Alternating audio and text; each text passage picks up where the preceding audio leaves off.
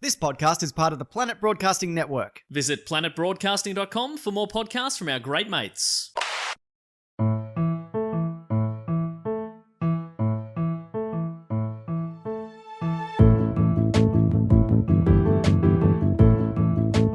Hello and welcome to another episode of Do Go On. My name is Dave Warnicky and I'm sitting here in the lounge room of one Matt Stewart with Matt Stewart and Jess Perkins. It would be weird if we were here without Matt. Like we'd broken in.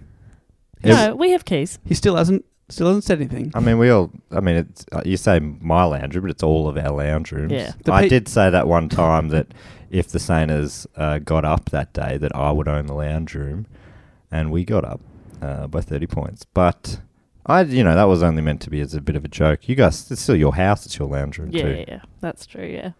Thank you. That's okay. That's I know it's big of me and it took a lot, but there you go. That's why we give you the top bunk. Yep, exactly. Top bunks for winners. Yeah. I'm the middle bunk because I'm working on it. You're just right. I imagine we sleep on that 3-tier bookshelf over there. Yeah. Matt's on the top. It's very small. His legs hang off the supports edge. one plant. So Yeah. That's your room. Yeah. Thank you so much for letting me sleep there. Hey, it's so good to have you here in your lounge room. Dave, did you have some huge news? Well, speaking of bookshelves, that's how you like to read them. Put them up your butt. yeah, I shelve books. But on to my huge news. I'm very pleased to announce a new podcast that I've been quietly working on for many, many months now. I told our Patron supporters about this a long time ago. Yep. And now I'm finally delivering people. In many ways, You're delivering people? Yes. He's created a new rideshare app. And I'm recording people secretly. Oh, Dave, no. Yeah. And then I'm going to blackmail them. Secretly. Without their knowledge, I'm going to blackmail them. Secretly. No, my new show, it's in many ways a spin-off from our great podcast, Do Go On. The new show is called Book Cheat. Basically, it's a book club where I've read the book, so you don't have to. I don't have to. You don't have to. And you all don't have to read a book. Okay, Oprah. Each episode I tell two special guests about a book I've read, one of the classics, like a Dickens, an Austen or Hemingway, that kind of thing. I tell them all about the book and its plot and characters, so by the end of it, both the listeners and the guests can go to a swanky dinner party and pretend that they've read it. It means we can go to swanky dinner parties. That's why I've been avoiding swanky dinner parties up until now. I was like, what about the book chat? The inevitable book chat. This show gives you a one-way ticket with no return ticket. That's great. Because normally when I go to a dinner party and book chat happens, I just give them the finger. Yeah. But now I can return serve. And normally when I book a one-way ticket, I also book a return. Yeah. It makes common sense. I thought I was one-way quoting ticket to paradise. I thought that was a Simpsons reference, and I remembered it was from the IT crowd. So I'm sorry to the people that wanted me to make a Simpsons reference there. So I'm going to have loads of guests from the Planet Broadcasting Network and from around the Australian comedy scene. I've already recorded a bunch of episodes. Matt, Jess, you've both been there. I've read to you. Well, in a way, yes. Yeah, in a Fallen way. asleep. The one I thought you were quoting was the Darkness song, a one-way ticket to hell and back. Oh my God, I've never thought about that. So fun. And I love the darkness, as discussed. And already it blew my mind then, and it blows my mind now. That I love the darkness? Yeah. Oh man, I had a poster. It's like Riverdance all over again. I have a t-shirt. You like that? Yeah. I'm a surprising person. She loves stuff from the British Isles. That is true. Well, I we'll do. be soon. She's a what do you call those people? They're like Britophiles. Anglophiles. She's a real Anglophile. I like Britophile. Okay. Big fan of Brita. Big fan. Now, so just to sum this all up, my new show, Book Cheat, is launching this Monday, October the 8th on the Planet Broadcasting Network. You'll hear 2 episodes on that day, all about the classics. First of all, The Picture of Dorian Gray from Oscar Wilde with guests Mr. Sunday Movies and Nick Mason from The Weekly Planet.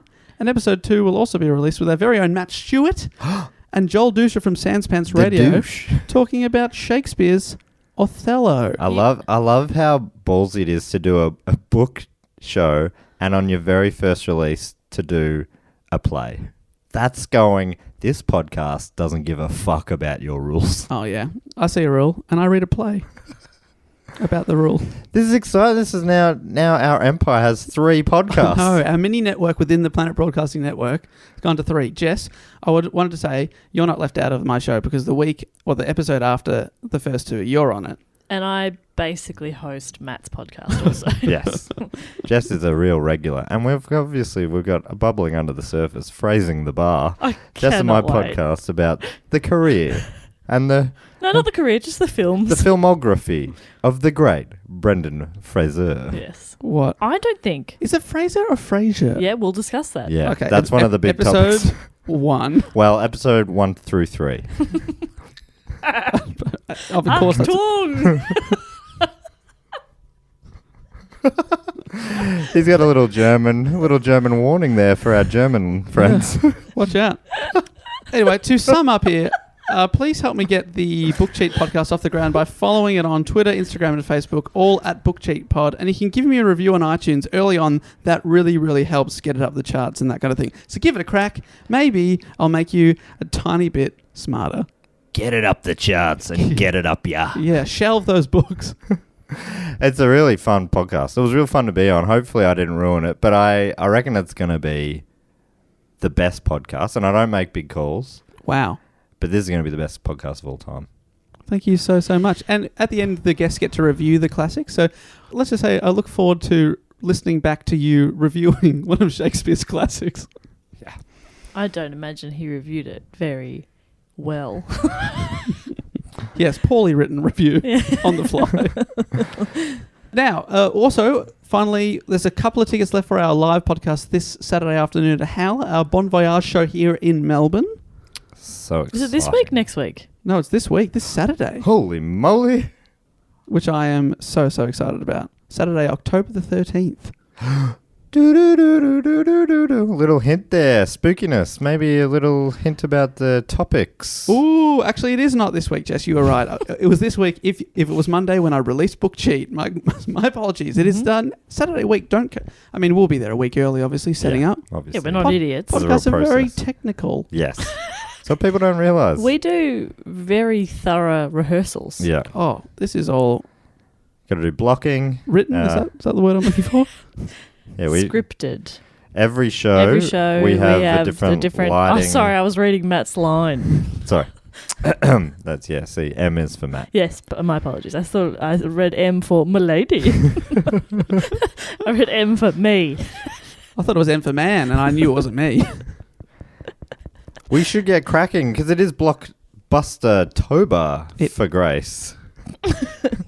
Matt, do you want to explain that to anyone who may have just tuned in? If you're just tuning in, which you may well be doing, this is the first ever Blockbuster-Tober for Grace, Larone, and it is Toblerone. gonna be huge. What we've done is we've put out a vote to everyone out there on the Twitters and also Facebook, and we asked what is your favourite kind of topics that we do, and the top 3.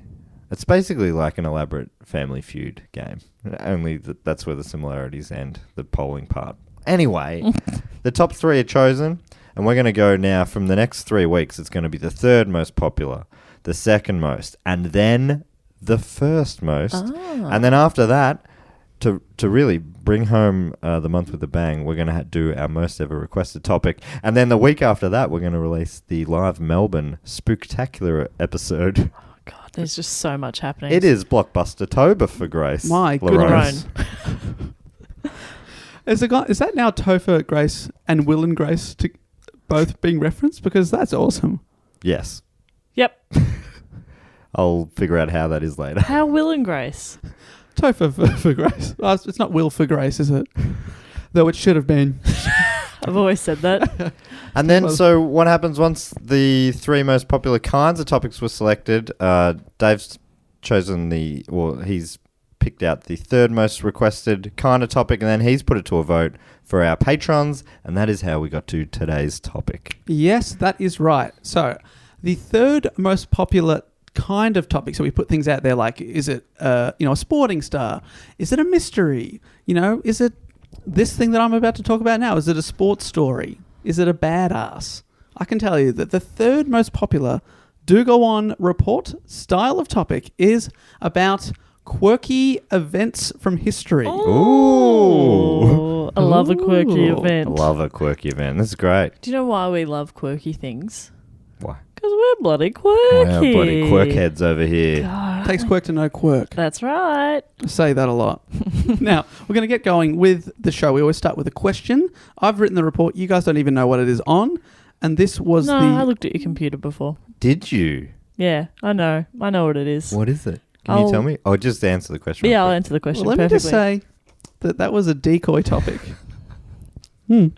What was? History of bananas. You're literally looking at the fruit bowl right now. I'm following your line of sight, and you're looking at the fruit bowl, Sheer coincidence. which has far too many bananas in it. In 1681, the banana was invented by John Ian Banana. Sir John Ian Banana. You did read my report. Luckily, that was a decoy. So the real question is, and this is an extreme coincidence, which I've been mulling over for about 15 minutes now. This week, we keep with the literary theme that I brought up with Book Cheat. Oh, here we go. Coincidence. Tie-in. Well, There we go. it is a coincidence as well. There were 3 topics. Only one was literary based. And Crossover episode. Patreon chose that. That's right. This So is he's a cross- plugging his own little show, isn't he? All right, mate. Well, you know what my topic's going to be? About bloody apes. Mine's going to be about Brendan Fraser. Or Fraser. Can't wait to find out. My question is, in 1938, a radio adaptation of which classic novel caused panic across America? That is amazing. No way. That is It ridiculous. isn't. So, but earlier, Matt, when you were out of the room, I made a little noise, and Jess was like, "What's that?" And I said, "I cannot wait to tell you the coincidence," because I looked over on on your bookshelf, and there was a copy of the book that's the answer to this question. And then when you sat down, Matt, you said, "Oh, this is a book that one of our listeners, Tegan, gave to me to give to you for the new Book Cheat podcast." That is so weird. And the one is this your card? Oh my The God, book? that is freaky. The answer to the question, Jess, what book am I holding up? Okay, let me guess. So I'll just start reading some from the bookshelf. Oh, it's going to be Over there. embarrassing. Is it Timequake by Kurt Vonnegut? So close. Oh, okay. How I Escaped My Certain Fate by Stuart Lee. Have read that, but no. Okay, Animal Farm? It is not Animal Oh, Farm. I am running out of Jeez, guesses here. you were being generous with Thank the ones you. you're reading out from the bookshelf. Trying to make you look worldly. 1966, the year of gods. The answer is, of course, War of the Worlds. It is H.G. Wells' The War of the Worlds, which I would just like to point out, had you not had your little backstory, I would have known the answer. you would have known the answer? Yes. Matt, would you have known the Yeah, I answer? knew that one too. It's a great story. Year 12's the year ahead of me for their drama solos. One of the, because you can choose from 10 different solos, like characters. Monologues? Yeah. Well, you write it yourself, but Oh, right. Okay, sure. That's but interesting. you're given a basic character and an electric guitar. dramatic elements that you have to include. And one of the girls did War of the Worlds. Anyway, wasn't that fun? Her name was Lucia. Oh, Lucia. I'm still Facebook friends with her. Great name. Lucia. Like that. Mm. Lucia. Luch. Lucia. Can I ask you a question, Matt? Tegan, would you have any idea what her last name was? And where did you meet her? She gave you the book to In give the to you? Gold Coast. Don't put me on the spot. I do know Well, her last name. Is it Longman? Because this topic I'm about to tell you was suggested by Tegan Longman from the Gold Coast. Oh my Okay, God, that this was is probably... This is crazy. I'm freaking out here. A few other people also suggested. Thank you to Charlie Ellis from Palm Desert in Texas, Daniel from Provo in Utah, and Mariah Davis, who was the first to submit it way back in the original hat. So this is a very old suggestion. Old hat when I used to just to wear it to bed. I hadn't really had that many suggestions in it. That was odd, wasn't it? That Yeah. he did that. And we're like, Matt, take it off. He's overheating at night. Yeah. And he, What a sweaty it was topics. smelling. Now, do you know much about apart from the drama solo from Lucia, much about this? Well, Yeah, I it know was Tom Cruise. It was a comprehensive solo, so yeah, I know the entire story. Thank you. Okay, great. Well, I'll direct this to Matt, who seems to only know Tom Cruise. Tom Cruise was in the radio play originally. Originally? Yeah, originally, obviously. And he... What year was that, sorry? The year of our Lord, 1879. Tom Cruise was in that. Yes! Okay, I'm just He checking. used to go by the name H.G. Nelson from Roy and H.G. Rampaging Roy Slavin. Anyway, take control this background. Right, do you want me to just start the report? Yeah, Yeah, thanks. probably. Now, this whole story centres mainly around one man. Who? And he just happens to be one of the most remarkable people of the first half of the 20th century. That is a huge call. Yeah, a writer, actor, director, magician, and radio maker. Ugh. His name Too many. was Orson Welles. That's a great name. It's a great name, but it's like too many. Like if he had a LinkedIn, it's too many things after his name. You know, like writer, director, actor, magician. I have a driver's license. It's like, all right, This mate, is- we get it. The crazy thing is that he is a classic overachiever and he's excellent at all of them. Of course Yeah, he right. is. I know, but I understand that as a podcaster, radio presenter, As a actor, slashy. comedian. Slash magician. No, I'm not a magician. Well- slash musician, in a Thank way. In a way, I mean, that drama solo, you saw someone play guitar apparently. Yeah. Big solo. Yeah. Okay. So Orson Welles was born George Orson Welles in Kenosha, Wisconsin on May 6th, 1915. 1915. A good year. Good year if you like world wars. It sounds awful when you say it. We'll start saying it again, then I won't have to. Yeah. Yeah, Reclaim it. stop forcing it. We've had this discussion. Stop forcing it. Well, Just be cash and cool. I'm going to be cash and cool and force it. You look really cash and cool right now. Your shoulders are very cash and cool and not at all tense. It was a good year, that's all. Okay. Great. Now, Kenosha in Wisconsin is quite a small city, but his parents, Richard and Beatrice, Beatrice. were both incredibly intelligent people who introduced their son to worlds that went far beyond his Wisconsin roots. I can show you the world beyond Wisconsin. Wow. The original lyrics. They were able to do this because Richard Wells, his father, had made a fortune Dick inventing... Wells. Dickie Wells had made a fortune... He'd made a fortune inventing a Bad type... time to take a sip, Matt. Dickie Wells. He'd made a fortune inventing a type of lamp for bicycles. I love when I hear someone inventing a very specific product and they become very wealthy. I used to live next door to someone in my childhood home. They were quite wealthy because he'd invented some sort of lunchbox. All right. Wow. What a claim. The You wouldn't even- compartmentalised Yeah, one. probably would have been one of those ones. You wouldn't even brag about that. Oh, his son was deeply embarrassed and I was fascinated Yeah, by it good. and always asked questions. You should be embarrassed by Why that. do you have all that money? No reason. Yeah, don't Found worry it. about it. Found it in a lunchbox. I've Dad's said in the too mob. much. Shut up. We've done bad things. Killed a man. When really all your dad did was like create practical lunch carrying devices. Bet he's the kind of guy that also could have been an accountant. Yeah. You don't like practicalities, do you? No, I Jess? don't. I like whimsy. That's why I like those like little avocado holders or, you know. No one got rich on those though. No, because they're stupid. But they're whimsical. Yet I own two. Yeah. What is Love going it. on? Love it. Anyway, so because of the wealth, Richard Wells or Dickie Wells, pardon me, was mingled with actors and famous sports stars. His mother, this is Orson's mother, was also also influential on the young Orson. Herself a concert pianist, she taught him how to play the piano and the violin. So a dickie and a penis. What a couple. And when a Dickie and a penis get together, they make a Wells, and he was a child prodigy. He was good at the violin and piano and could also act, draw, paint, and write verse. Okay, well, what's the cutoff for a prodigy? Yeah, I was going to say, What's the criteria? serious question. Can you be an adult prodigy? Yeah. I've dreamt about it before. Is it too late for me? I think so. What about me? I reckon you're borderline. Yes, so I've got to act fast. Yeah. But it's not too late. No. I mean, you Great. could be a prodigy I of mean, like bowls or something that old people do. You're young for that. Okay. I could be a crochet prodigy. Yes. Ooh, croche. Yeah, I'll make it cool again. Yeah. That's Ooh, croche. croche. That's cool. Oh, you guys aren't crocheting? What's up, Lame. What's up, crochet homies? Do you think I could be the next Kelvin Kirkle of Australian bowls? If you have Said his no, name wrong. Damn it, Kelvin Kirko. if you have no further questions, then yes. Yep. Who's that? You're not a Kirko head. Nah. You Kirkhead? Nah, man. Oh, there's listeners out there absolutely throwing their phone across the room. They're frothing. They're fuming. Kelvin Kirko is one of the greats. Anyway, look him up. Okay, great. Just one of the best of all time. Did it from a relatively young age.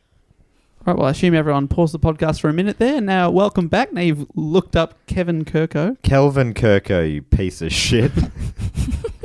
I'll take your word for it. Wells, we're back to him. He also entertained his friends by performing magic tricks and staging many productions of Shakespeare's He plays. sounds like the worst friend He's a ever. real overachiever. It sounds like, in many ways, a beautiful childhood, but in reality, it was far from it. His parents separated when he was 4 years old, and his mother died when he was 9. Orson's father became an alcoholic after his business and fortune faded, and he died when Orson was just 13. Orphan Welles. You'd written it, but I had not written that. I had not. That was choking in my throat. I had not written that. He has not written it. I didn't mean to say it like that, but that was beautifully written, if it was. Thank you. If But you it haven't wasn't. written it, well, You don't care. don't give a shit. Oh, I'm all about the written word. yeah, true. I'm all about the riff. So well done, Dave. Orphan Welles. That's the most brutal joke anyone's made. Oh, I don't know if that's true. Yeah, we've said some We've heinous said things some on worse this, things. on this show. Other podcasts have said worse. Always from a good place. That's right. We say orphan with love. We love orphans, Yeah, right? Yes. I Yes. do. Little Orphan Annie, one of the best in town. Yes. You Anything love you Annie. can do, I can do Can better. I smell wet dog? Can I please? Is that a question? Can I? Yeah. Maybe I think it was, why can I smell That makes wet more sense. dog? Yeah, you take the word "why" off. It That- really changes. Okay. He's just like he's seen a dog in a puddle on the side of the road, and he's like, "Can I smell your dog?" And the woman's just like, "Please." She said no, and then he repeated the question in case she couldn't hear it. Can I smell? Wet dog. Okay. Thank you. That's good. That's going to keep me going for a couple of days. Till I find Daddy Warbucks. till I find another wet dog. Ugh. Anyway, Orphan Welles was, You're going to commit to that? was enrolled, well, just for this sentence, was enrolled into the very exclusive Todd School in Woodstock. Witchcraft and wizardry. Yeah, it was in Woodstock in Illinois. Ooh. Is that the Woodstock? I couldn't tell you. You could tell me. Why won't you? I'll commit to a no. Well, Just 10 years after his older brother Richard had been there, but he'd been expelled for his bad behaviour. Orson didn't act out like his brother, however, but his theatrical gifts were encouraged, and he staged modern and classical plays that entertained both teacher and student alike. Now, the school also had a radio station and radio classes, and this was Wells' first exposure to the medium that would play a large part in shaping his career. The first piece of radio that he made was a self-penned and performed adaptation of a Sherlock Holmes story. ooh. Which one? There's been a lot of times, the past episodes, we did a Shakespeare, we did a Sherlock Holmes. It's all coming up. So which one could it have been? From all those ones we talked about. Ugh. Oh, they all roll off the tongue. But I won't bore you with them now. What, Sherlock? Yeah, there's different Sherlock. Hound of the Baskervilles. The Sign of Four. Greg the Stop Sign. There were plenty of greats, and we just... I mean, we can't go into them all now. True, of course. When his father had died, Orson was taken in and adopted by Dr. Maurice Bernstein, who was a family friend and continued to encourage the now teenager. When he graduated from the exclusive school, he was offered a scholarship to Harvard University, but turned it down to travel to Europe using his inheritance. At age 16, so obviously finished school quite young, he walked into Dublin's Gate Theatre and brashly and falsely claimed to be a Broadway star and landed his first professional stage role. The director of the theatre later said, "I knew he was lying, but he had chutzpah. He had confidence." He had So a certain... how do I say? I just don't know. Jess, could you help me out here? I think, well, this is in Dublin, you said, Dave. Yes, that's right. There, I believe they would call it a je ne sais quoi. I was going to say they call it a tappy-tappy. You really think they're a simple people, don't you, David? Yes, I mean, they invented Riverdance. And Guinness, another thing that's tapped. The pun. It's not a pun king. Damn. He's here, though. Good to have you here, Matt. Wells remained in Ireland for a year, acting with the company at the Abbey Theatre as well as at the Gate. He also designed sets, wrote a newspaper column, and began directing his own plays. With his eyes set on Broadway or the West End, in 1932, Wells left Dublin and tried to get work on the stages of London and New York City. But for the first time in his life, he was unsuccessful at something, and he instead had to travel for another year, and he went to Morocco and Spain. Oh, what Poor a failure. Isn't it? Oh, I'm starting to feel for this, man. I got the first ever gig I went for by walking in. And also, you just go travelling and then walk into a theatre and get a job. Like, visas. Hello? Yeah. I told you this guy is remarkable. You And cannot in do that Ireland now. as well. We wanted to do a show in Ireland, but apparently the visa process was going to be a pain in Yeah, the we had- old A It hole. was, obviously separate country to the UK and one step harder than the UK. We needed a piece of paper and applications and money to be maybe denied. It was a bit too much. But Orson, he's a Broadway star. It was going to be a Maybe pain we should in just our step in. a-hole. We are Broadway podcasters. I didn't believe in them, but they had a certain je ne sais quoi. That's the customs officer. Yeah, later interviewed Yeah. when we're... I knew they weren't Broadway. That's in America, and they're Australian. But they had a certain, Tappy tappy. as we say here in Ireland. One tap for Michael Flatt, another tap for Mr. Guinness. Tappy. Orson broke into professional theatre in the USA the next year, so he only had to wait one more year. Oh, after travelling another year. More. Poor baby. More. Bet Morocco was hard. Oh, Spain. Yuck. I mean, he's also still just a teenager as well. I don't care. He met the... No, that's what I mean. Like, it's like he hasn't had to wait or anything. He met the successful novelist and playwright Thornton Wilder. Fuck. Oh, Whose that name... Yes. hot. Are you kidding me? His name often gets stuck in my head because I think it might be one of my favourites. Thornton Wilder. I'm weirdly attracted to that name. Yeah. You know? Yeah. Nah, not weirdly. It's just straight up hot. Hell yeah. Is anyone else picturing a mix between Gene Wilder and Dave Thornton? Oh, okay. No, I was thinking Nigel Thornberry. Ooh. But with the Dave mustache. Thornton makes a lot more sense. What about Dave Thornton meets Van Wilder, party liaison? Oh, that's a hot combo. That's a hot combo. Hell yeah. Throw in Gene Wilder's Comic timing. comic timing. Take that, Thorno. The only thing this gorgeous man needs is some comic timing. I'm sorry. He's very funny. He's a very funny man. Incredibly funny comedian. And a lovely person. The big two. Yeah, those are the big two. So Orson met this beautiful man, Thornton Van Wilder, party liaison, who introduced Orson to the famous stage actress Catherine Cornell, who was putting together a touring theatre company, and he was cast in 3 touring plays, including Romeo and Juliet. So now he's got ongoing acting work. His performance caught the attention of director John Houseman. Who also knew he wasn't a Broadway star, but he had a certain tappy. As they say in the biz. John Houseman. That is at the other end of the spectrum, isn't it? Oh, come on. That's How it. so? That's him looking around Yeah, like that giving a is fake totally name. That's fake name. John. He's looked at a toilet and then a house. And then a man. And John Houseman. Oh, pleased to meet you, John Houseman. I knew that wasn't his real name, but he had a certain... So director John Houseman cast Wells in his Federal Theatre Project, which was a program to fund theatre and other live artistic performances and entertainment programs in the US during the Great Depression.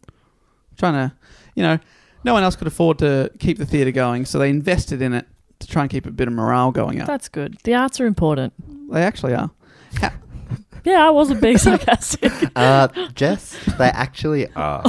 Sorry if my delivery betrayed me in that way. Usually I hide when I think you're a fucking idiot, but somehow I just slipped out. No, I just genuinely... They are. They're very important. It's hard to be serious on this silly show.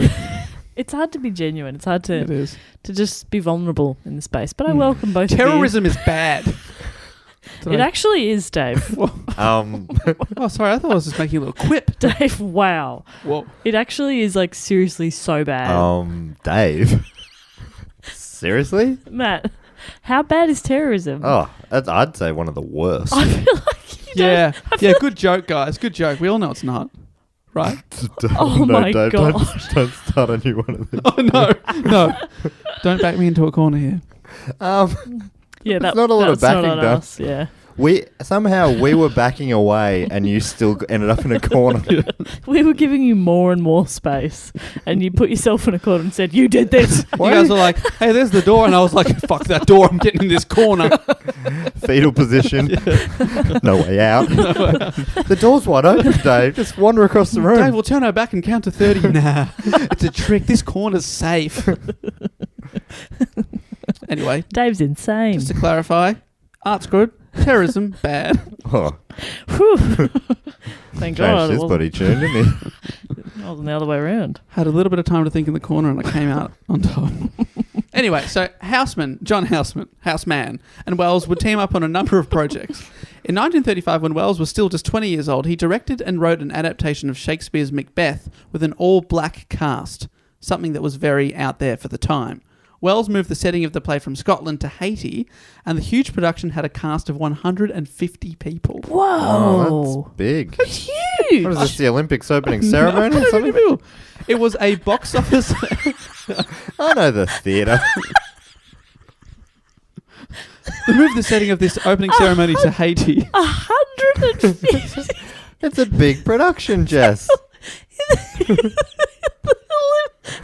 going to fill the whole SCG on the floor. Olympics they just have a lot of costume changes. Yes, of course there are. And that's not even counting the horses. There's like 7 or 8 of them. Horse whisperer. Yeah. All right, I'm going to jump on you now. I'm going to ride around in a circle, and you're going to look like you're having a good time, okay? I love you. Yeah, I'm going to change costumes. I know. It's two of those guys are in a horse. Oh, God, that hurt. Anyway, this cast of Macbeth, 150 people, it was a box office sensation. How many people are playing Macbeth? 9. Yeah. 9 Macbeth. The smart thing about it is if everyone brings a relative or two, you're going to sell out a lot of shows. Sell out every night. Yeah. The production is regarded as a landmark theatrical event because of its innovative interpretation of the play, its success in promoting African-American theatre, and its role in securing the reputation of its 20-year-old director, who was again praised as a prodigy. Of course he was. It's funny that you say, like, if everybody just brings a relative or two, because you'd think that most people have, like, 1 or 2 relatives, but... Oh, no. Orson... A certain Orson Welles doesn't have any. It's like, okay, where are your guests? Well, he's got his brother, a little Dickie. Big Dickie. Oh, Big Dickie. What's the dad? Biggest Even bigger Dickie. We just call him even bigger dick. Anyway, it was a massive success, and then it toured the USA. All this was happening whilst Orson was supplementing his income with radio work in Manhattan, and he was pouring his radio money into theatrical productions that had not much money during the Great Depression. So he's making quite good coin, but his big passion is theatre, so he just basically spends it all on his Imagine shows. touring a show with 150 people. That's crazy, Like isn't it? accommodation and Imagine the Airbnb, you know? It's like locusts coming to town. Yeah. By the time they leave, there's nothing left in the shops. yeah, the shopkeeper's just standing there like dumbfounded, like, what just happened? Much the same when we go on our UK tour and I go buy snacks. Yeah. What just happened? Yeah. Who Where are all was the that? musk sticks gone? Why did she buy 50 Whisper bars and 90 Yorkies? Love those. I'm just going to fill the boot. There won't be any room for our bags, so they'll be sitting on top of me in the back seat, and the boot will be filled with snacks. I'm okay with that. Or me in the back seat covered in snacks. Oh, that's fun. Swimming through them. Yeah. After directing a few more plays, Wells and John Houseman, with the power of house... Music, house music. His power is he's always home. Brings it on the road. If you lived here, you'd be home by now. I am. I'm John Houseman. Is that a Gillism? He's not John Home Man. No. John Houseman and Wells teamed up again in 1937 to form the Mercury Theatre Company. The company's first production was again a Shakespeare, this time Julius Caesar. It was performed in modern-day clothing with tones of fascist Italy. Very political, it was received with acclaim. And this was on Broadway now, so Wells was now properly making it as a director. So he was a Broadway man now. Yeah, good enough for Broadway. Acting, directing, doing it all. The Mercury Theatre had a core company of actors. The lead one was Orson Welles, one of which was also a young Vincent Price. Ooh, Vinny P. Yeah, there you Who's go. that?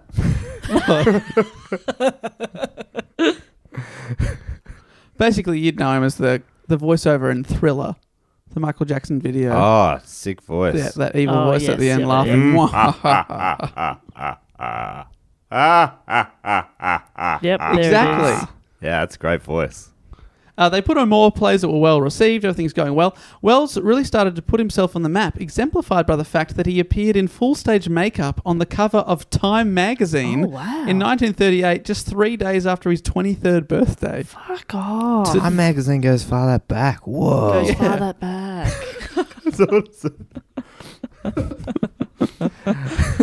I mean, it went so far back that sentence would have made sense back then. Goes far that back. What was that? I was doing that old Tommy talk. That's how they talk in the 30s. The Well- year was 1932. Tool. So, hey, that's how we talk back here. We talk 32. Hey, I'm working on the phone here. All right. John Travolta's grandfather. Hey, what do you have? This is my hair. Oh. This is my whorehouse? House man. House man. This is my whorehouse I man. am a whorehouse man. Well, you have to leave, sir. This is a children's playground. I am Playhouse Man. Wells was still working in the radio world and had become quite well known for voicing The Shadow in the radio show of the same name, which I believe, now saying that out loud, Nick Mason may have mentioned The Shadow. It was like an early superhero. Early comic book character. Yeah. The Shadow. The Shadow. Wells' deep voice was one of his trademarks. Hello, I am Orson Welles. Dave Callan, is that you? No. Hello there. Yes, Dave. Because of Wells' prolific output, he was earning quite a lot of money. He was raking it in, as they say. After a successful adaptation of Les Mis, Wells and the Mercury Theatre and its core of players were hired to make a radio show that adapted famous novels into radio dramas. The show was originally named First Person Singular, which I think we can all agree is a very catchy title. Mainly because there was lots You're of... being sarcastic, right? Yes. Because it sucks. It sucks, but there was a lot of monologues, so that's why it was called that. But I didn't want to do a Dave and be like, terrorism's the best, you know? Yeah. I didn't want to be like, yeah, that's so good. I love that title. And then you'd turn around and be like, Jess, we were joking. And I'd go, no. Because I am ruthless. Brutal and ruthless with my takedowns. You are ruthless.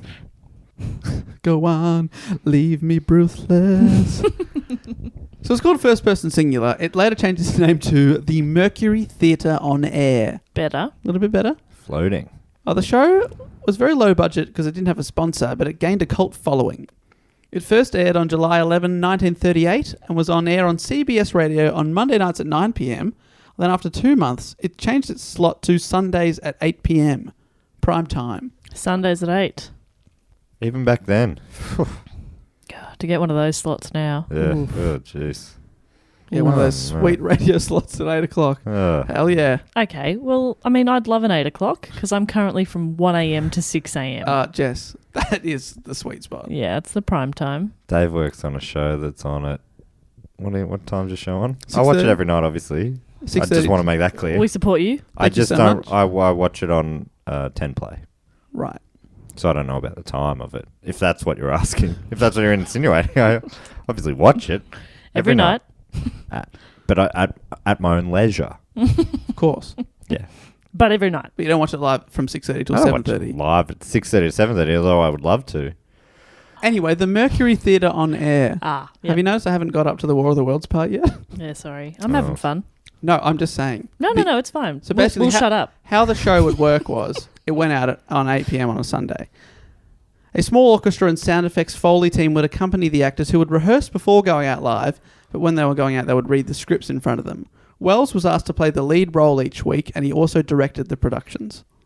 So it's very much his show. That's my kind of acting job too, where nobody can see you and you've got a script in front of you. Isn't that... Oh, I love that, actually. I love that. That is a good idea. Mm. Wells demanded perfection, particularly with the sound effects, many of which had to be developed to satisfy the young director. Boing. Stiffy. little It's a bit, versatile one, that a little one. bit more boing. Womp, womp, womp, womp. Sad Stiffy. Stiffy going down. What? Stiffy going up. Stiffy denied. What? Hopeful Stiffy? Boo. Sad Stiffy. Stiffy in the wind? It's that one. It's an Sound ejaculation. like, that sounded like someone using Stiffy for a pole vault. Dong, dong, dong, dong, dong. Sha-na-na-na. Chariots of Stiffies. Na-na-na-na. I like how he looks off into the middle distance as he does this. It was one of those. He really goes off into it. Oh, hot, hot, hot, hot, hot, hot. This meal is quite Stiffy. hot, hot, hot, hot, hot, hot. Oh, hot, hot, hot, hot, hot, hot. Hot, hot, hot. That's when you've committed to holding a plate from the kitchen to the table. Yeah. You're not going to drop a meal. You're in no man's land. So hot, hot, hot. So Wells demanded perfection just like that. I wish I was around his day because he really could have used the man of 1,000 noises. Oh. The caliber. I don't think anyone else has ever hit my caliber of noise. No. Give me a quick one now, just to prove. Because some I've actually people. got one coming up. Don't Okay, give great. him a quick one.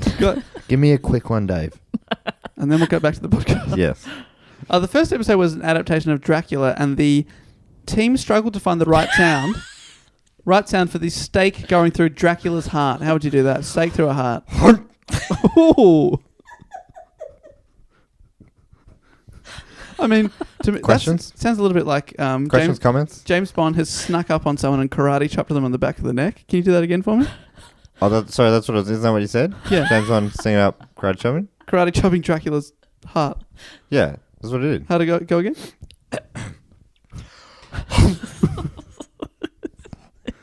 I mean, now it sounds more like someone's like bitten off more than can chew with a big apple. Isn't that what you said? Well, basically. Yeah. Well, what they did was they first presented to Wells a cabbage and a sharpened broomstick. Much too leafy, Wells concluded. Drill a hole in the cabbage and fill it with water. We need blood. Yeah, vampires aren't leafy. Too leafy. Too leafy. A little bit of leaves, sure. As we all know, vampires are a leafy animal. But this is a little too leafy. We want a wet leaf. I want to fill that. I want to get that leaf. I want to... I just get it. Get it there. Get that leaf. Fill it up. Get it fill the water. Are you turned on by leaves?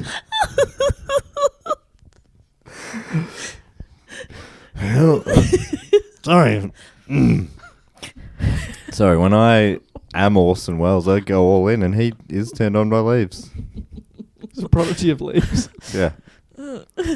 He's good at everything, including... Fucking leaves. I was going to say love and leaves, but... Sure. You know, if you want to get straight to the brass tacks.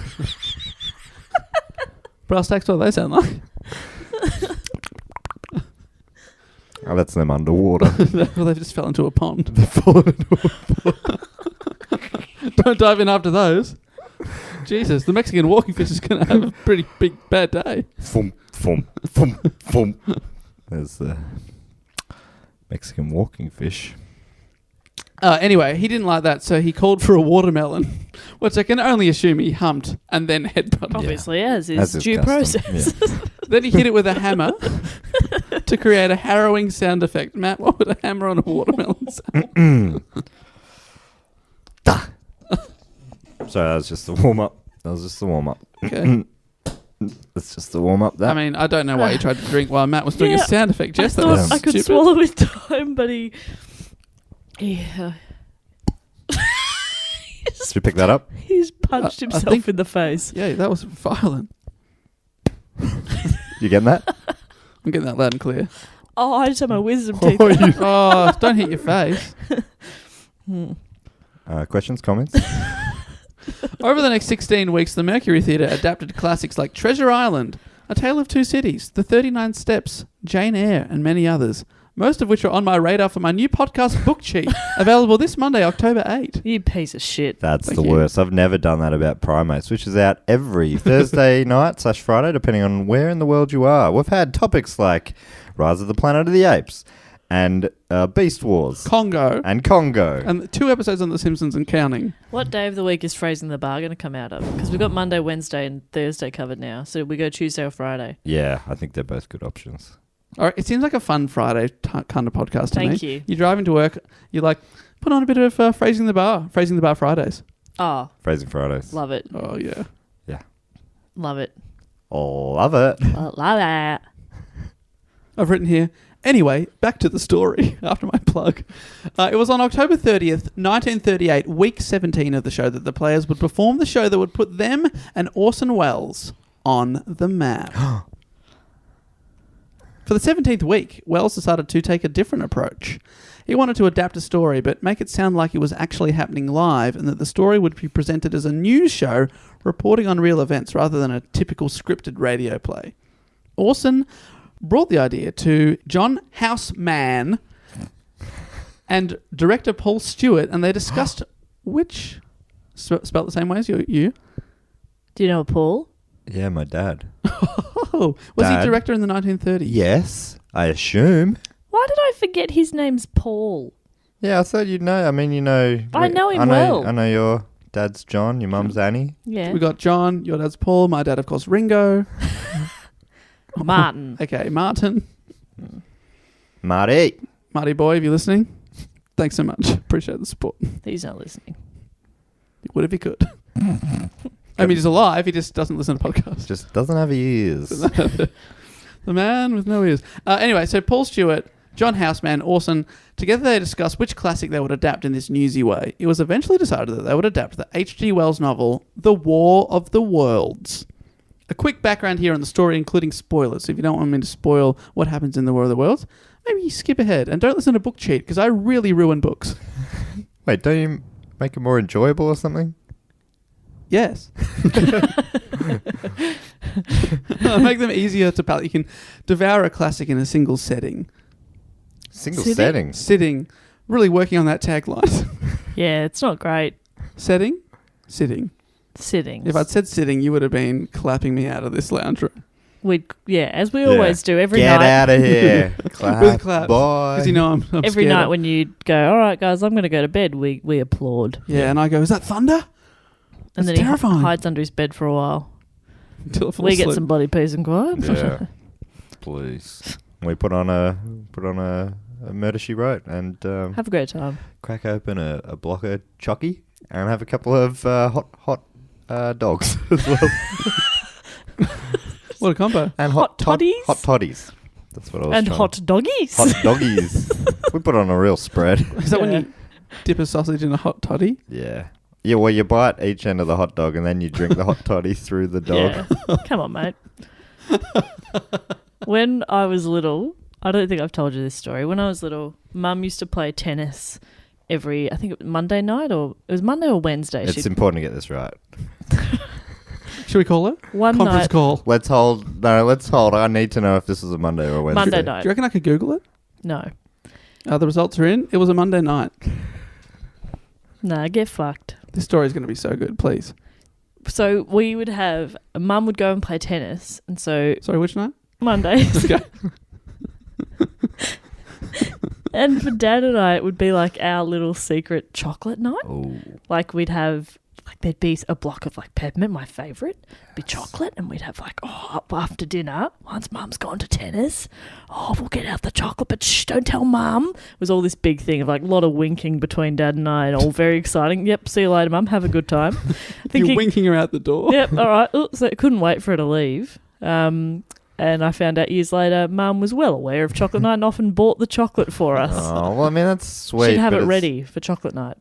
That's all. That's really Isn't that sweet. cute? That is very sweet. That's just a classic cute. story of betrayal. Nah, it's cute from every perspective. Cute, I'm little, already adorable. I had a fringe. Bit of a lisp, probably, who knows.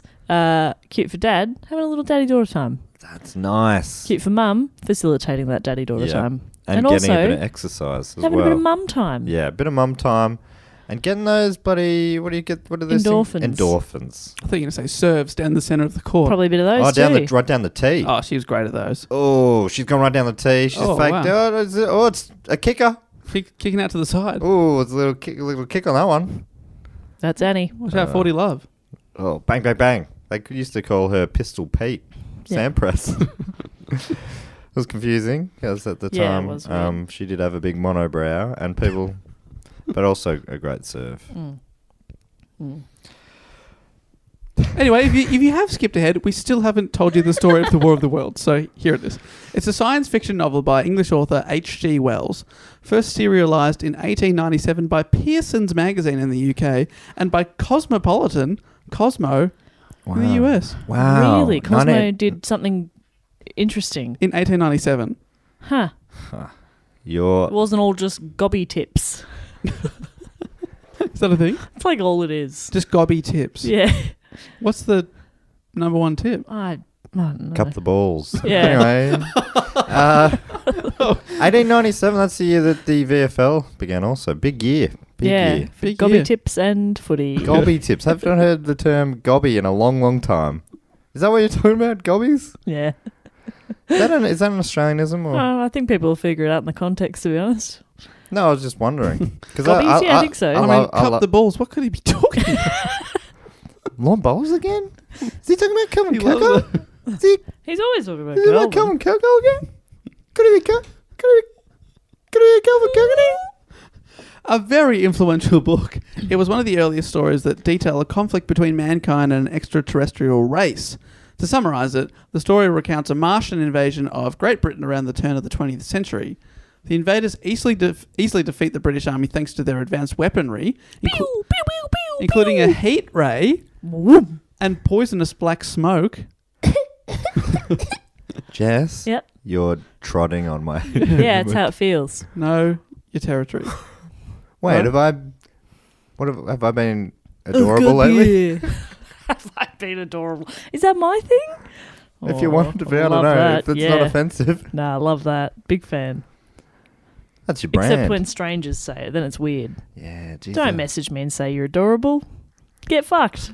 I mean, it is strange that you put it out there I know, that you are sorry. adorable and then you're like, don't tell me the thing I say. Yeah, I'm allowed to say it. I know me. You do, don't you? You know you and you do you. Yeah, I do. Anyway, when the aliens are easily taking over, they are suddenly killed by an earthly disease to which they have no immunity. The Smithsonian writes, the novel is a powerful satire of British imperialism. The most powerful colonizer in the world suddenly finds itself being colonized. Yeah, how do you like that? So that's the You hot doggies. That's the original 1897 story. But by 1938, the year of the radio broadcast, The War of the Worlds was well known in popular culture and frequently adapted in comic strips or other popular adventure stories. Perhaps because of this, Orson Welles decided that this was the perfect novel to adapt in the news bulletin style. Right, that makes sense. Like you'd never heard it before. I didn't know it was a well-known story. Yeah, because that makes it seem dumber that It's everyone so got fooled dumb. by it. Yes, but they do a lot of creative license with the story. Right. A lot of adaptation. The main one being that it's not in the UK, they set it in the USA. Oh, okay. Well, that's such a far leap. I can't possibly make any No, connections but if you're at home in New York and you hear, oh, UK's being taken over, you're not going to be as scared. You're going to be like, well, poor them.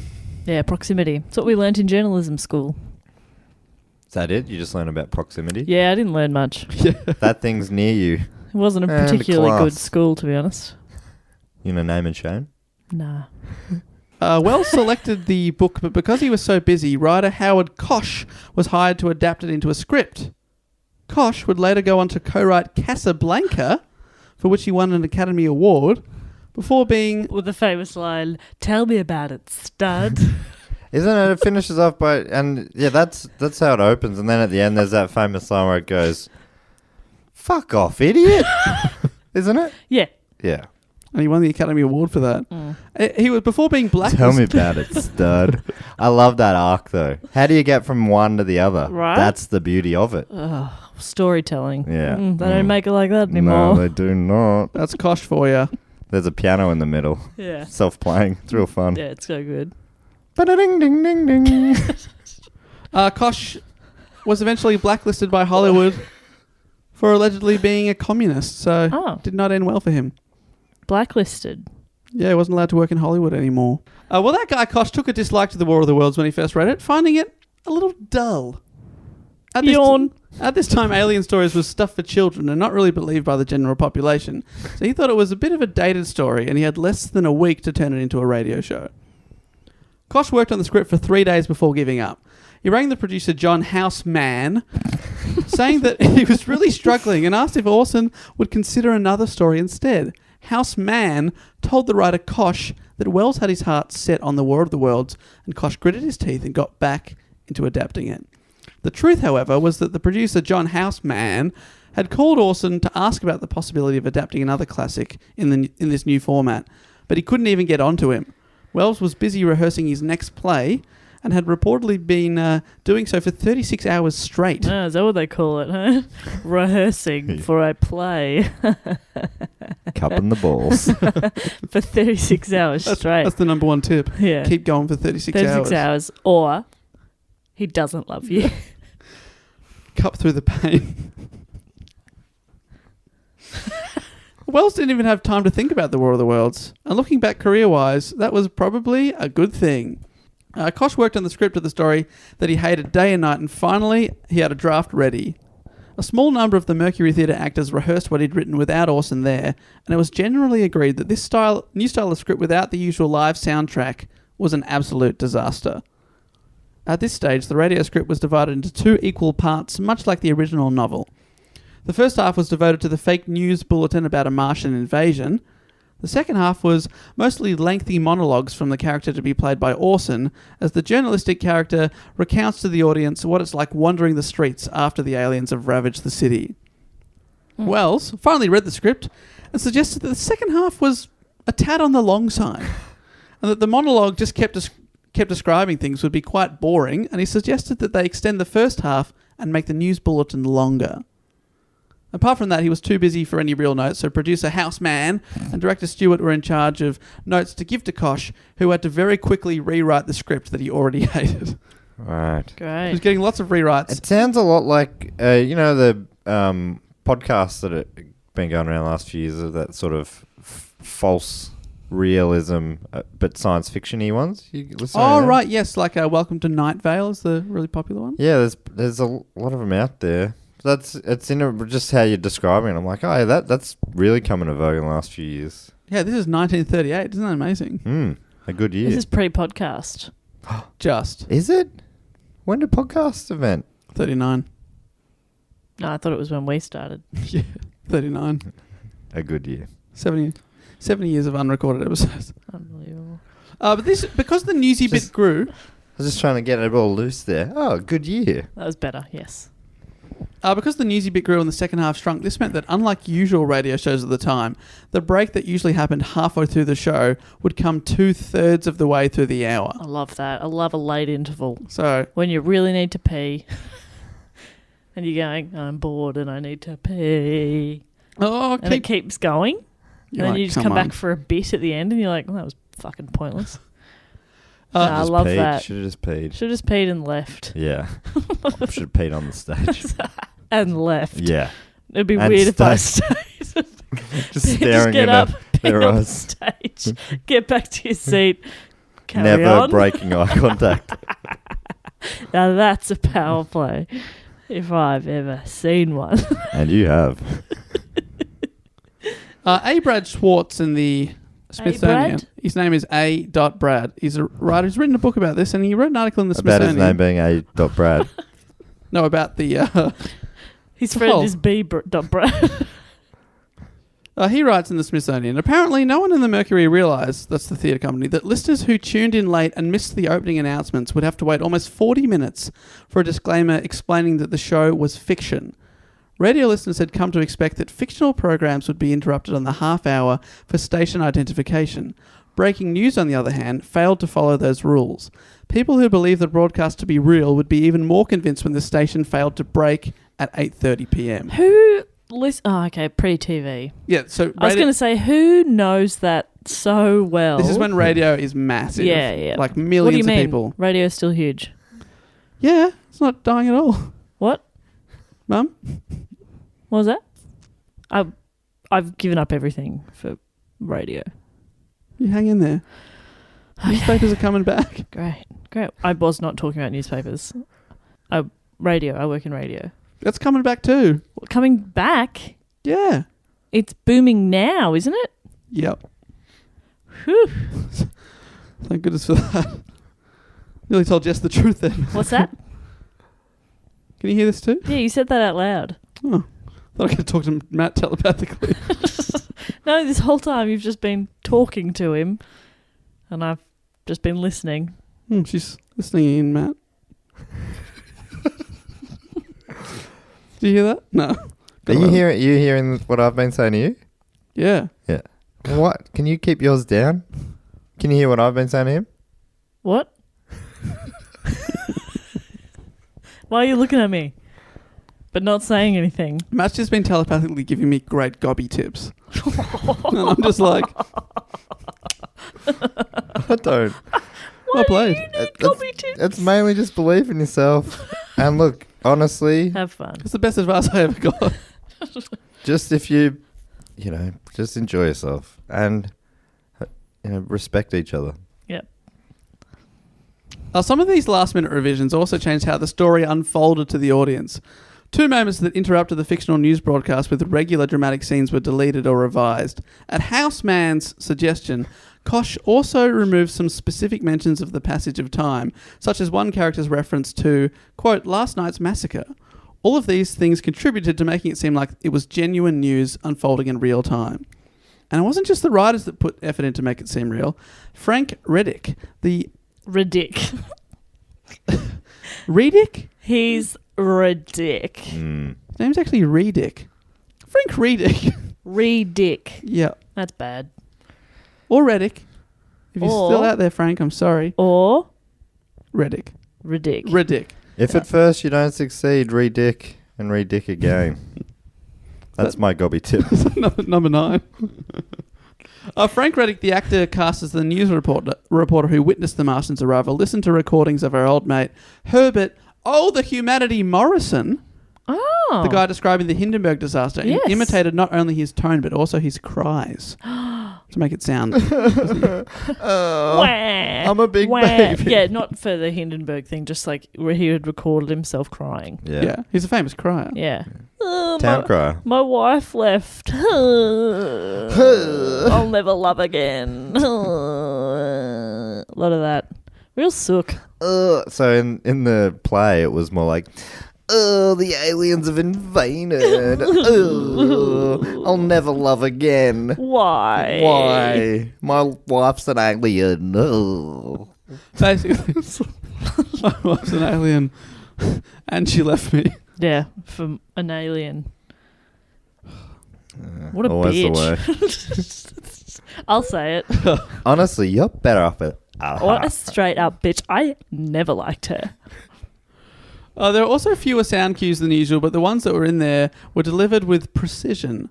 And watermelons. Yeah, precisely hit watermelons. Aura Nichols, head of the sound effects department at CBS in New York. That's a great name. Aura. Aura Nichols. That's good. She was tasked with creating incredibly believable sounds of alien war machines. I mean, they're not quite that realistic. Padawan. Pew, pew, pew. It's great. It's so good to finally have someone studying underneath me. All these years I've yearned for a mentee. And it feels good to have you on board. Manatee.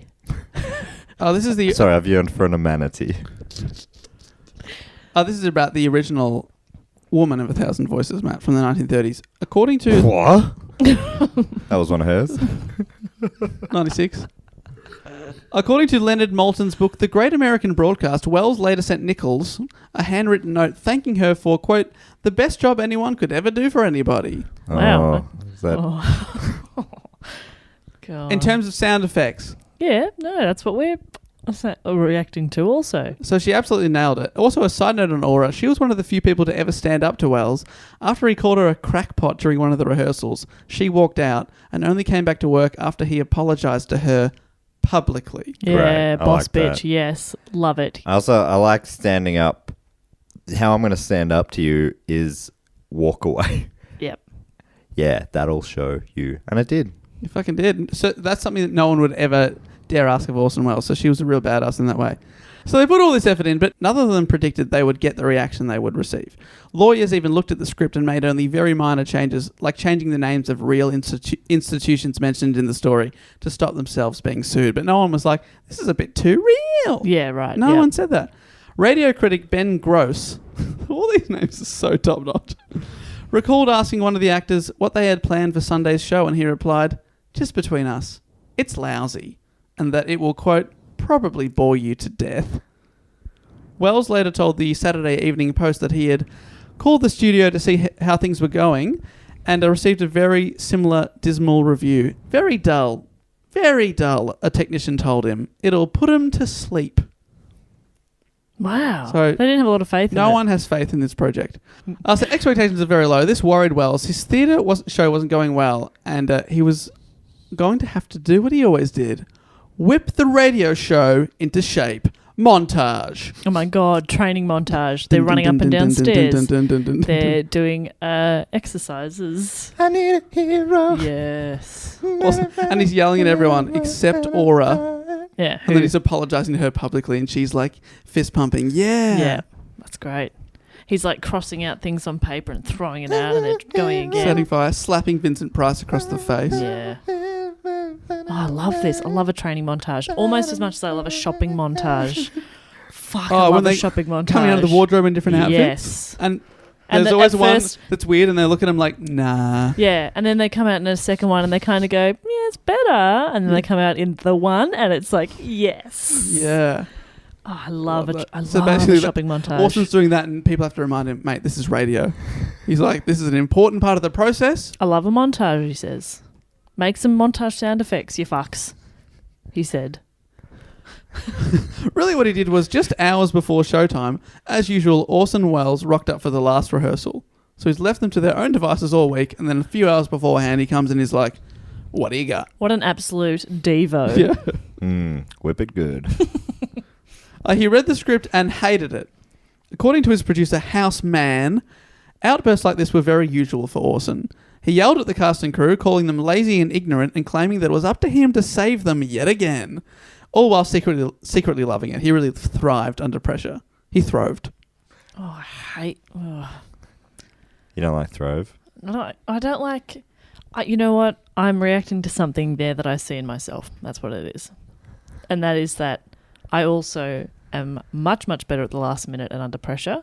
And I hate that about me because I really wish I was more organised, because I always get to the last minute and I go, fuck. And I hate it.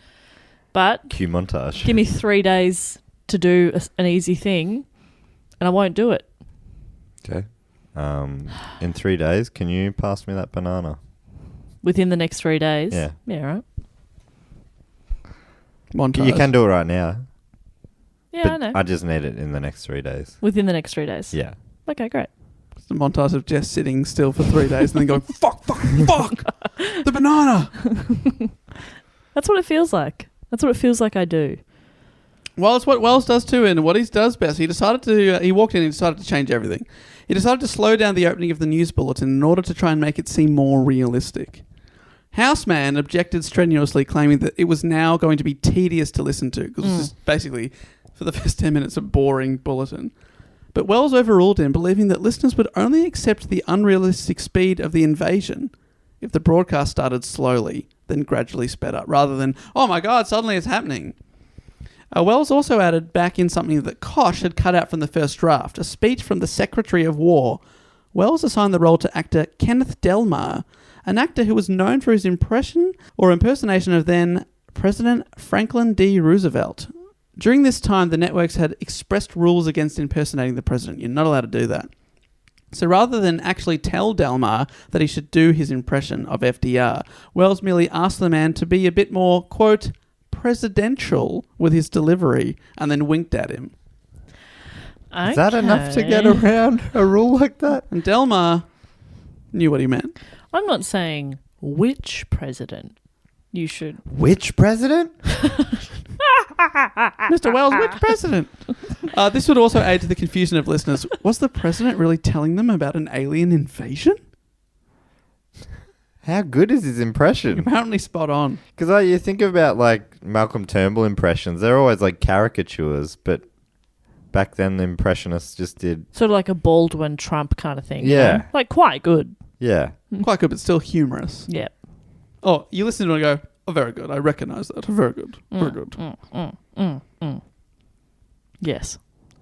Our I forgot our Prime Minister has changed. Scott Morrison, but has Changes anyone done all a the time. ScoMo yet? Why would you? Go Sharkies. Yeah, nice. Got him. He loves the Sharks. Not the animal. Well, probably the animal. The Cronulla Sharks, the rugby team. Probably hates the real animals. Yeah. Dog. You dog. Such a hot doggy. Confused by Yeah, that. me too. Finally, it was time for the show to go to air. And you have to remember, it's a reminder that Sunday evening in 1938 was prime time in the golden age of radio. So millions of Americans and their families had their radios turned on. They sat down. Millions.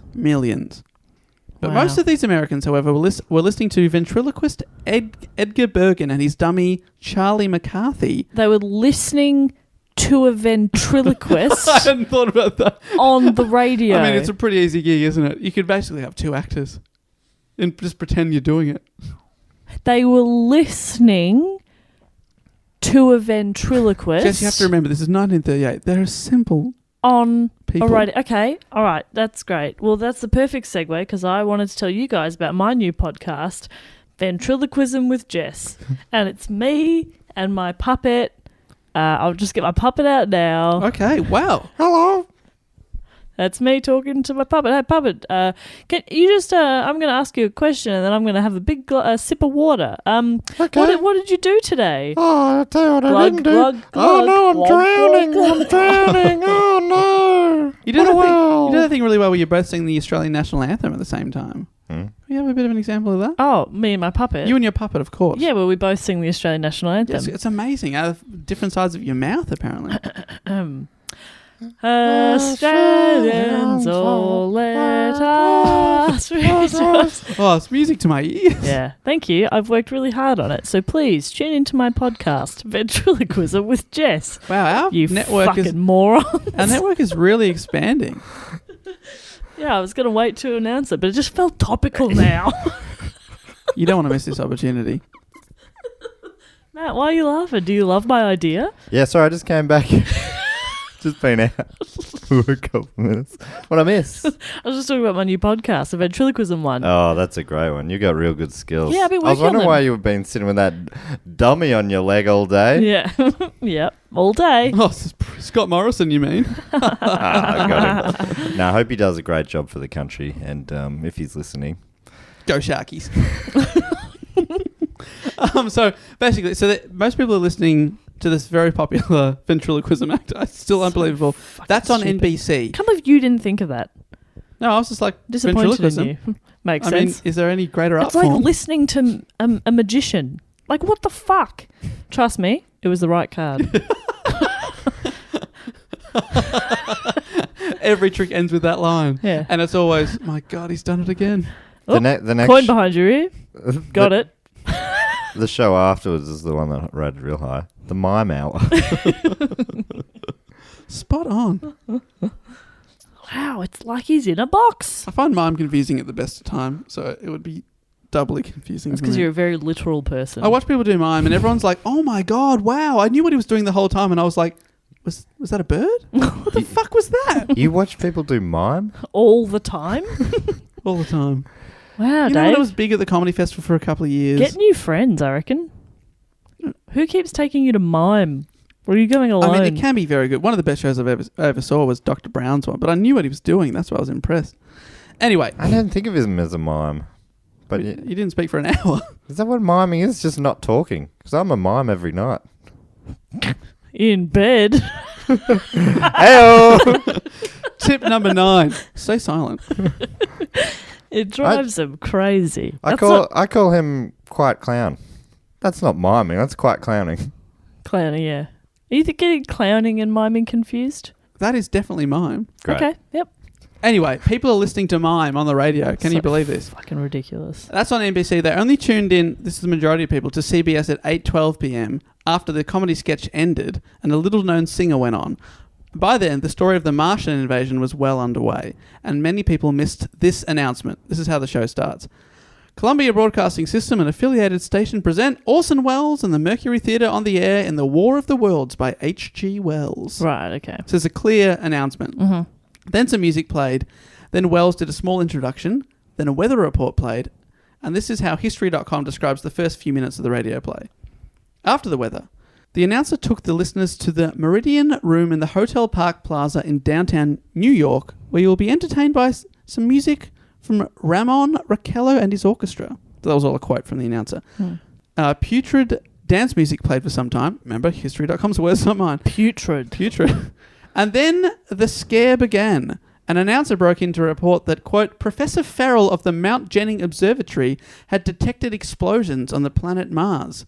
Then the dance music came back on, followed by another interruption in which listeners were informed that a large meteor had crashed into a farmer's field in Grover's Mills, New Jersey. Right, so within a few minutes... Yeah, so there's... We interrupt this program to tell you about explosion on Mars. Anyway, back to your music. We've got another announcement, guys. A meteor's hit the Earth. Okay, it's a lot happening in a short That's a lot happening. span of time. And this is... Wells slowed that down too. So the other guy wanted to just go straight action, but he wanted to make it, sound a bit more realistic. By this time, American audiences had become accustomed to news reports interrupting radio programs. They had heard them often during the war scare in Europe in late summer and the early autumn of 1938. So it's not weird for an announcer to be like, we interrupt this program to tell you about some crazy breaking news. It sounds real. Soon, an announcer was at the crash site describing a Martian emerging from a large metallic cylinder. Good heavens, he declared. Something's wriggling out of the shadow like a grey snake. Now there's another, and another one, and another one. They look like tentacles to me. I can see the thing's body now. It's large as a bear. It glistens like wet leather. But that face, it, ladies and gentlemen, it's indescribable. I can hardly force myself to keep looking at it. It's so awful. The eyes are black and gleam like a serpent. The mouth is kind of V-shaped with saliva dripping from its rimless lips and that seem to quiver and pulsate. Great words on the spot. Yeah, I love that. I can't describe it. Here's a script. And some great acting there, Dave. Thank you. I can so really much. see that drama degree. Thank you. I really did want him to say, when he said awful, I wanted him to say beautiful. Can you read that line, ending it with beautiful? Yeah. It glistens like wet leather. But that face, it, ladies and gentlemen, it's indescribable. I can hardly force myself to keep looking at it. It's so beautiful. It's coming over. The tentacles are... So smoochable. Tip number 6 really coming in handy. Tip number 6 of 8 tentacles.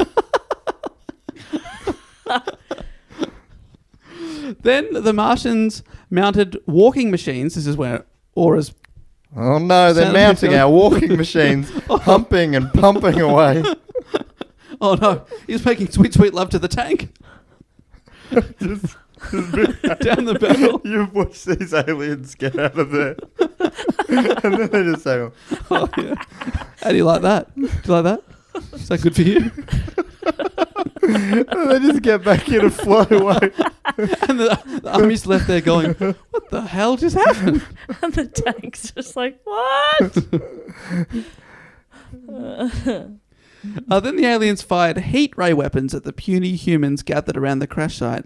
They annihilated a force of 7,000 National Guardsmen, and after being attacked by artillery and bombers, the Martians released a poisonous gas into the air, farting all over the place. Excuse me. Excuse us, I'm just trying to make love to a cannon.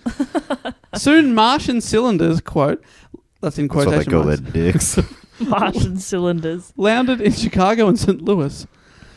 If you want to hear the whole radio broadcast, it's all on YouTube, and I will link to the recording in the episode Oh, that's so description. cool that it still exists. That's Yeah, great. so it still Yeah, totally that's exists. cool. You can listen to it. I like who's describing humans as puny. The reporter's like, oh, us puny humans. Hey, don't turn on yourself so quickly, man. Yeah, You guys are all right. Yeah. Yeah, the aliens come along and just start beaking everyone up. Nah, you're going to put up a good fight. You are so puny humans. At home, people hearing it were apparently panicking and not realizing that what they were listening to was fiction. As the broadcast continued, a deluge of calls continued to light up switchboards across the country. In some quarters, there were even vague reports of suicides and panic-related deaths. Oh, no, please. No, please. Producer John Houseman I love Houseman. noticed that at about 8:32 p.m., so just over halfway through the show, CBS supervisor Davidson Taylor, what a name, Davidson, received a telephone call in the control room. Creasing his lips, Taylor left the studio and returned 4 minutes later, quote, pale as death, as he had been ordered to interrupt the War of the Worlds broadcast immediately with an announcement of the program's fictional content. However, by the time the order was given, the program had already less than a minute away from its scheduled halftime break, that 40-minute mark I was talking about. And the fictional news reporter, played by actor Ray Collins, was choking on poison gas as the Martians overwhelmed New York. I love that. You'd be like, sir, we're only a minute away, and he's going to choke in a second, so don't worry about it. Yeah. The radio station caught on to the panic, and announcements were made at 10:30 p.m., 11:30 p.m., and midnight. And they said, quote, for those listeners who tuned into Orson Welles' Mercury Theatre on the air broadcast from 8 to 9 p.m. tonight and did not realise that the program was merely a modernised adaptation of H.G. Wells' War of the Worlds, we are repeating the fact, which was made clear 4 times on the program, that while some American cities' names were used, as in all novels and dramatizations, the entire story and all its incidents were fictitious. Wow. So they had to make that announcement on the hour, on the half hour, and at midnight 3 more times. Wow. Shortly after midnight, one of the cast, a late arrival, told Wells that news about the War of the Worlds was being flashed in Times Square. They immediately left the theatre and, standing on the corner of Broadway and 42nd Street, they read the lighted bulletin that circled the New York Times building. Quote, Orson Welles causes panic. This is when they knew shit was going down. Whoa. Of course, this is all well before the internet outrage, before the Twitter machine and news websites these days would obviously spread that in a second. But the next day, the program was in the newspapers for all the wrong reasons. Apparently, it had been too realistic and frightening for its audience, causing panic across America. That's incredible. That is. Yeah. It feels like enough people would have heard the warning parts to have been like, there's panic going around. Your neighbour would be like, oh no, that's just a... Yes, it's Orson Welles.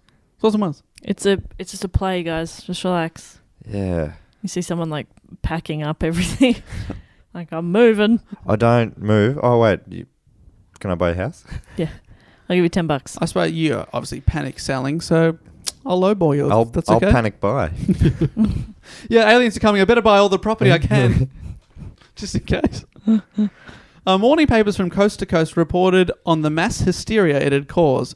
The front page of nearly every newspaper was about this, including the New York Times, which read, radio listeners in panic, taking war drama as fact. I love old headlines. That is really making them sound silly, isn't it? It totally is. In Providence, Rhode Island, weeping and hysterical women swamped the Providence Journal with calls asking for more details of the, quote, massacre. In Pittsburgh, Associated Press reported a man returned home in the middle of the broadcast and found his wife with a bottle of poison in her hand, saying, I'd rather die this way than like that. I'd rather die with this poison rather than with their poison. I don't want any of that alien poison killing me. Have you seen what they've I'll done? die with the Stars and Stripes poison in me. Thank you very much. God bless America. Glug, glug, glug, glug, glug. In San Francisco, police fielded hundreds of calls from frightened listeners, including one man who wanted to volunteer to help fight the Martian invaders. What a champ. Apparently in New Jersey, terrified civilians jammed highways, seeking to escape the alien marauders. People begged police for gas masks to save them from the toxic gas and asked electric companies to turn off the power so that the Martians wouldn't see their lights. One woman ran into an Indian... Can't get to the switch. I can get to the phone, though. One woman ran into an Indianapolis church where evening services were being held and yelled, "New York has been destroyed! It's the end of the world! Go home and prepare to die!" Okay, let people just enjoy their service, I I mean- reckon. Prepare to die. That is a great phrase. What do you do when you're preparing to die? I imagine you go to church. So that lady had it all Right, wrong. yeah. All wrong. Stay here We and are- prepare to die. The good news is you don't have to commute anywhere. The highways are packed. Don't worry about it. This is where you need to be. In fact, I'd say this is a stroke of luck that you're here Yeah. waiting to die. All right, sorry for interrupting. Bye. Bye. I've got to go to the next church. Tell them the good news. Nearly 1,400 people sent letters and telegrams to Wells himself in the days following the War of the Worlds. Dear Mr. Wells, I, for one, do not find it very funny. Your little radio play made me shit my pants. I was wearing my most expensive pants that day. You owe me a pair of pants, Mr. Wells. I'll wait here pantsless until you reply. Forever yours. Cold on the bottom half. You'll know it's me because I'm not wearing pants. I'm amazed at how, at the reaction to that. That's incredible. It's crazy. It was all the media could talk about, so Orson had to front the press. The day after the broadcast, CBS made him hold a press conference to answer the journalists' many questions. Wells thought he had done serious damage to his reputation. Quote, "If I'd planned to wreck my career," he told people at the time, "I couldn't have gone about it better." So he's really quite worried. Fearing his livelihood was on the line, Wells went before dozens of reporters, photographers, and newsreel cameramen in the CBS building. Each journalist asked him some variation of the same basic question. Had he intended, or did he at all anticipate, the War of the Worlds would throw its audience into panic? At the press conference, Wells repeatedly denied that he'd ever intended to deceive his audience. But this has been debated over the years. He was a genius in every other thing he did. Maybe he was also a marketing genius too. Nah. Nah. So, what I just told you about the panic is the story that the media of the time pushed forward and for decades was accepted as to what had happened. A 23-year-old genius had accidentally fooled the nation and caused chaos and destruction, all with some sound and actors. But is that the whole truth? Oh my God, there's a twist. This has increasingly come into question over the last decade or so. More people have been talking about it. So all the major newspapers presented sweeping claims about thousands or even millions of panic-stricken Americans. They offered little supporting documentation. Most newspapers printed dispatches sent by wire services, such as the Associated Press, AP, which extrapolated widespread fear from a small number of scattered and anecdotal accounts. Newspapers, moreover, reported no deaths or serious injuries relating to the War of the Worlds broadcast. Had panic and hysteria seized America that night? Then surely we would have caused many deaths and injuries, one would think. But there was no evidence of anyone actually being hurt. Right. They got rid of the bodies. That's the twist. There really was aliens. I mean, if you're going to strike That's a perfect the time. perfect time as an alien force, then everyone's like, yeah, that was just Orson Welles. You're like, case closed. Nice. I humped a tank and I left. I humped a tank. Love that alien accent. They're just really stupid, horny aliens. I got right into that cannon hole. All right. Beam me up, Scotty. My work here is done. I'll call you in the morning, tits. Talking to the tank. The BBC writes, for newspapers, the so-called panic broadcast brought newspapers an exceptional opportunity to censure radio, a still new medium that was becoming a serious competitor in providing news and advertising. So was it just newspapers having to cop at radio that it saw as a threat? Radio is news, but it has adult responsibilities, chided the New York Times. It has not mastered itself or the material it uses. Another shot at the radio. And there were studies published to back up the panic. Social psychologist Hadley Cantrell and the Radio Research Project at Princeton University launched an immediate investigation into the panic in hopes of gaining fresh insight into the power of propaganda.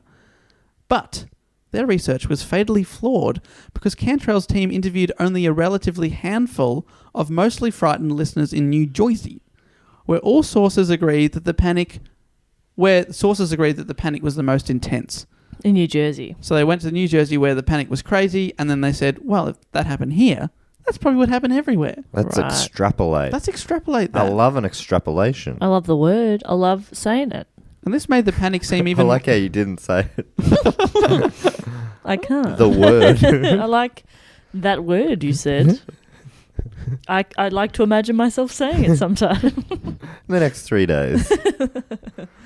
So basically, this university account made the panic seem more extensive and pronounced than it possibly actually was. And of course, as is often the way with cult stories like this, over time the event became legendary and more people claimed to have heard it live. Oh. As weeks, just like the Challenger disaster in my last report, it's such a big news event. Everyone's like, yeah, I saw that live. We had listeners who said that. Yeah. Yeah, because a lot of them were school children at the time, which were watching it live, Right. which is so tragic. Oh, And I apologise for bringing up any bad memories for those people. As weeks, months and years passed, the audience's size, this is for the War of the Worlds, swelled to such an extent that you might actually believe most of America was tuned into CBS that night. But that was hardly the case. Far fewer people had heard the broadcast, and fewer still were actually panicked by it. The night the program aired, C.E. Hooper Rating Service telephoned 5,000 households for its national rating survey. Basically, they call a house up and say, to which program are you listening to tonight? Only 2% answered a radio play or the Orson Welles program.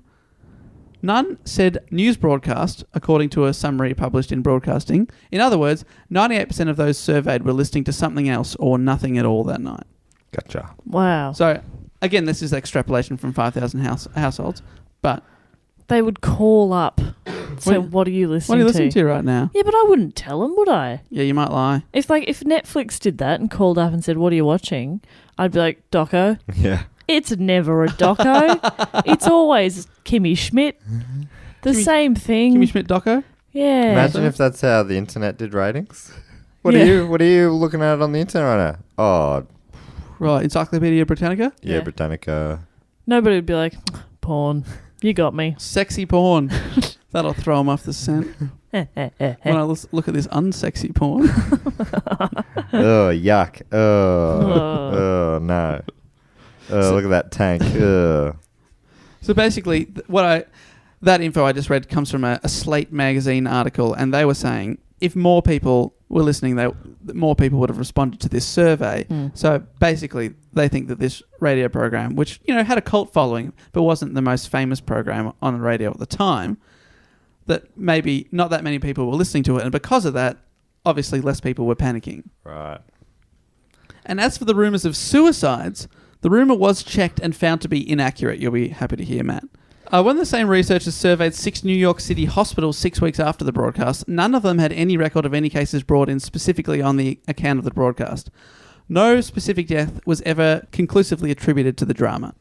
One particularly frightened listener did try and sue CBS for $50,000, which is a Oh, I'm so frightened. fortune at the time. That's so much. That's a lot now. She claimed the network caused her nervous shock.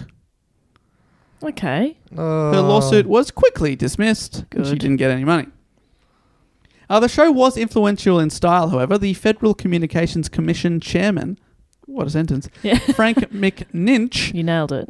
thank you, he quickly obtained an informal agreement from the radio networks that fictional news flashes would not be used again. Killjoy. So there were no official rules or regulations, but all the radio networks agreed, all right, we won't do that kind of program anymore, just in case. Because people are idiots. Again, another thing that says people did know that it was fiction was that announcements that the War of the Worlds was a dramatization were made at 4 points during the broadcast, at the Yeah. beginning, before the middle break, after the middle break, and at the end. So a lot of people who were a little bit tricked stayed glued to the radio waiting for information, and if you listened to it all, you would go, oh, you got me. Yeah. And you'd also maybe Speak to other people. speak to other people, change station, go, while they're in this low point here. I'll see what they're saying over on NBC or whatever. That's a cool thing I didn't realize. So CBS, NBC and stuff started as radio broadcasts. Yeah. That's cool. Those are The all... iconic networks in America. But yeah, I think it's funny. I'd always just bought, like, I don't know any more than that it supposedly caused panic. But the more you talk about it, the more it's like, yeah, obviously they've beat this up for publicity. And both the newspapers had an axe to grind. Yeah. And Orson Welles was smart with publicity. Absolutely. And overnight, the show got a sponsor. Right. It became like a very famous program. I mean, we're still talking about it. Yeah, I know. It's amazing, isn't it? So, did lots of people panic or did no one panic? That's sort of the two sides that are presented here. The truth is, as is often the way, in the middle somewhere. The media did exaggerate people's responses, but some people were genuinely panicked by the broadcast. One couple, John and Estelle Paul, travelled all the way from Manhattan to Hartford, Connecticut after hearing the play. They spent all of their savings to get on a train and beat the assumed rush of people fleeing in terror. So they heard the start of the broadcast, or missed the start, but they heard a bit of it and went, oh, everyone's going to try and get out of the city because of this, let's go now. When they got off the train, they told two college students what they'd heard on the radio. A crowd gathered around them, not knowing, if these are crazy people or if this is actually happening, until someone mentioned Orson Welles. Estelle had seen him perform live before on Broadway and knew instantly that she'd been tricked. Well, you haven't been tricked. Like, they weren't... Yeah, there's no malice in it. It's not like they were like, this'll bloody get him. Yeah, it's like you've not listened You've to been confused. a lot of information. I've been tricked. He got me again. I was just like at that play. He wasn't really... He wasn't really burning down the theatre. That's, yeah. It feels like it's almost like just a test to get rid of the idiots out of I think built up areas. It sounds like... That's what they just built a wall after they left. It sounds like Estelle and... Was it John? It's always John. John and Estelle, Paul. Or Pultz. Pultz. It's good Paul that with a it TZ. sounds like they didn't have kids, and that's probably for the best, I think. No, they left him. Yeah. They left him to die. We can't afford any train tickets. Our savings will only cover 2 tickets. Do you like that's kind of nice that back then, if two people got off and were telling a story that a crowd These days you can just imagine people just averting their eyes. Yeah. Keep walking. But back then you're like, gather around everyone. Hey, something's happening. Yeah. Something's actually happening.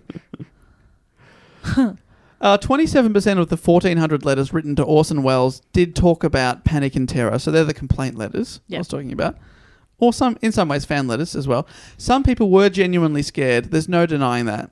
It was just crazily over-exaggerated as to how panicked and how many were panicked by the broadcast. In reality, it was decades ahead of its time. History's first viral media phenomenon. That's great. At least in New Jersey, they were panicking here. Panicking here. You know what? You know what they're like, them New Jerseyans. Always panicking. Back to Wells and the career that he'd worried about would be ruined by the reaction. History tells us that the opposite is true. In fact, one of the only things that is certain about this broadcast is that it secured Wells' fame as a dramatist. It made him famous across the country and even around the world. Instead of ending his career, War of the Worlds catapulted Wells to Hollywood, where he would soon make the film Citizen Kane. I've heard of it. Because of the notoriety of the War of the Worlds, Wells was given a contract by RKO Pictures that gave him the unusual freedom to develop his own story, use his own cast and crew, and have the final cut privilege. So he said to them, I'll make a film, but I get to edit it, and you don't get to see any of it before I give you the final cut. Which I just get to do everything. For a first-time director in his early 20s is crazy. Wow. But they were like, yeah, all right. And whilst financially it actually wasn't a huge success at the time, it has gone on to be frequently cited as the greatest film ever made. And Wells was just 26 when he co-wrote, starred in, and directed it. Get fucked. Amazing. Isn't it? It's interesting that that's still not really done very often. People giving the creative that kind of freedom. Look, what is often described as the best movie ever made was done this way. Anyway, we've got some opinions. Yeah. Could this movie go with a monkey? Obviously, I'm on the side of yes for that. Obviously. Look, I'm not saying Sidney Scheidenberg is was a bad guy and remains a bad guy. But I just think he should back off sometimes. Okay. Sydney, what do you think about that? Well, I just don't understand. Citizen Kane, I mean, does he have a cane? What's going on? What we need is a giant robot, an alien. No, a spider. It's always a spider. Yeah, get it in there, kid. Bada bing, bada boom. I'm a millionaire. That's how I make this money. Gotta go. See you later. Sydney's in and out. He's in and out. You can't. It's a very one-sided conversation. He's always just in. Strange thing Yeah, is, you do a lot of. Sorry, Orson's If not I- in. Sorry, I'm his assistant. I'm his assistant. I will try and pass that on. Bada bing. But sorry, how did he finish that? I'm Sydney. He said, "Okay." I love seeing Dave. I love seeing the process. I'll just say that. Mm. Almost lifted the curtain a bit too far Bit there. too far. Whoa. Whoa. We lifted up a little bit, but not too much. Yeah, a little bit of ankle. Just keep him entertained. Yeah. People are panicking, listening, going, Sydney Scheinberg was in the studio. The whole time. I'm going to Connecticut before the rush. The rest of Orson Welles' life is very fascinating. In many ways, never really living up to his young potential, but really he deserves a whole nother episode. I just wanted to end with one story. A little under 2 years after the broadcast of The War of the Worlds, Orson met the novel's writer, H.G. Wells. No. For the first and only time. Wells and Wells. They different spelling? Is any relation? Wells is Wells, but H.G. Wells is with no second E, so Right. Wells. So related? Yes. Coincidentally, the two men were in San Antonio, Texas for separate speaking engagements, and a radio station, KTSA, arranged for an on-air chat on October 28, 1940. Again, I have linked in the description to a YouTube video of this conversation that still exists. That's cool. And the difference in the sound in their voices is definitely worth listening to, if nothing else. H.G. Wells has a quite high-pitched voice of an old man, like an old English man. Well, the thing that... It's not that far off.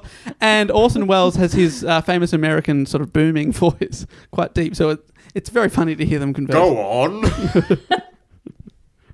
Well, when I wrote the story, what I thought would be very... Fascinating.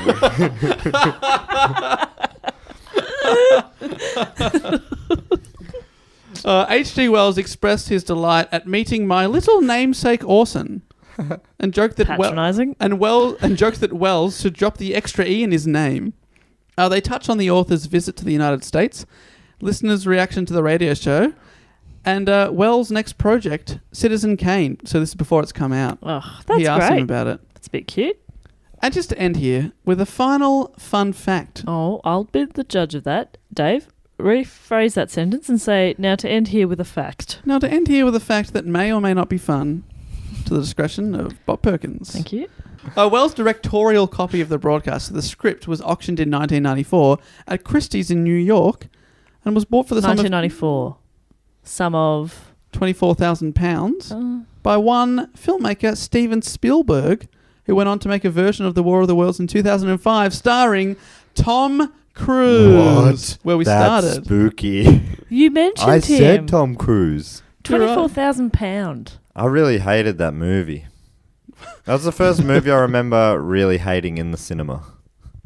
Like just sitting there with your arms crossed? Like for a long time, I was just like, being at the cinema was enough. And I'm like, I love it. It's big, it's loud. Look at how big that is. I judge how good a movie is on how big the screen is. But I remember that day like, this is fucking stupid. Anyway, I guess that's what you get for watching 19th century science fiction. And absolutely finally, later this month on October 30, it will be 80 years since the broadcast. 80. And we're still talking about it today, so it's pretty amazing. It really is one of the most famous pieces of radio in history. Whether or not it did cause the panic is hotly debated, but it still is obviously a very famous and quirky event from history. Very quirky. Thank you and good night. Oh, you dropped the mic there. Hey, Pun King checking in. Here's a little pun riff I thought I could do. This is already bad. So, okay. So we set the War of the Worlds radio play on Star Wars planet right? And we have Naboo. a key character, Naboo, right? And then we got a guy listening at home, right? His name is Panakin Skywalker. Eh? Couple of high fives straight up. Didn't expect it. I thought that was bad, but they wanted to five it. All right. Pun King out. Hell yeah. Starting to embrace it. I love that you're embracing it. I'm looking to embrace it. I hate it, but, if you can't beat them, dawn them. As they do say in the I classics. do say. I do say. Can you tell it's getting late? We're getting silly. What a great report, Dave.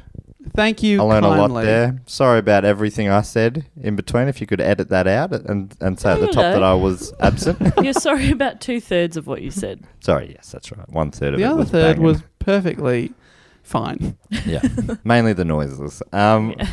So it's time for that great segment in the show, fact, quote, or question. And the theme song goes... Fact, quote, or question. Breather.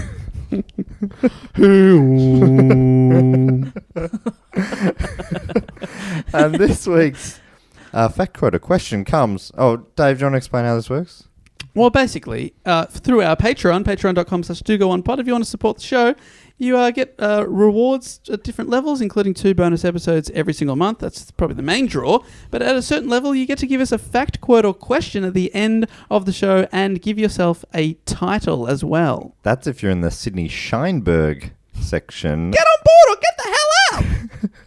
Wow. And this week, our fact, quote, or questioner, our Sydney Scheinberger, is... Richard Frederick Schubert III. It's the second time He's back. he's dipped into the fact, quote, or question. Shooby-doo-wop. And he's given himself the title, which is also his real-life nickname, of the Caveman. Can I suggest a nickname of Shooby-doo-wop? Yeah, you can. And he'll take Shooby-doo-wop. that on board. The caveman's actually very cool, but I'm going to call him Shooby-doo-wop. Last time around, we talked about his name because it is a cracker name. We asked, we talked about whether or not if he had a son that the name would go on. And he said... First of all, to answer your question, yes, if I have a son one day, I would like to continue the tradition and name him Richard Frederick Schubert IV. Great. And he has also asked us a question this week, and here it is. If you had the opportunity to do so, obviously if you didn't have the opportunity, this question is moot. Which fictional world/universe would you want to live in and why? Examples, Middle-earth, Narnia, No, Oz, we understand Wonderland. what fictional words. Well, he's giving examples, and I just want, Scooby-Doo! that's a dog. You want to live inside the dog Scooby-Doo? No, in the world where Scooby-Doo is real. Oh, okay. Or the War of the Worlds. No. You want to God, live in why the would you War wanna of the live in World? that? So live in a world where aliens come and terrorize everyone for a while and then get a disease get and a drop disease. out. And really late in the movie just start falling over and you go, this has been a waste of I time. know, what an anticlimax. I want to live, although it was a pretty average film, I want to live in the world where click, where I can just remote control people. Doesn't that end badly? Oh, we could slap Yeah. David Hasselhoff as many times as you like. Yep. I think I'd love to live in a world where the Saints win a premiership, and that feels fictional at the moment. Or 1966, one of the two. Now, probably the Back to the Future verse. Oh, good one. I'd love to be in that DeLorean. I'd love to meet Marty and the Doc. I'd just try and weasel my way into that friendship. So it'd be Marty, the Doc, and Maddie Stew. Maddie Let me just Stew. say, my real answer would probably be the Poirot universe Oh. because I love Marvelous. the era, the 20s and 30s. I love Art Deco, and I love Hercule P. himself. Oh, Hercule. I'd love to meet the man. Yeah, what a dream. The man, the myth, the legend. What a guy. And another segment we do right at the end of the show with our Patreons is we like to thank a few as we go. And I would love to kick this off tonight. We normally do a little game. We're Just going to Perkins. name their radio play. Ooh, love it. I love Okay. that. I'd love to thank from Garland in Texas, United States of America, a place that we now, thanks to our patrons, we're going to be heading over to sometime in 2019. That's right, we've hit the US tour goal. Can you believe it?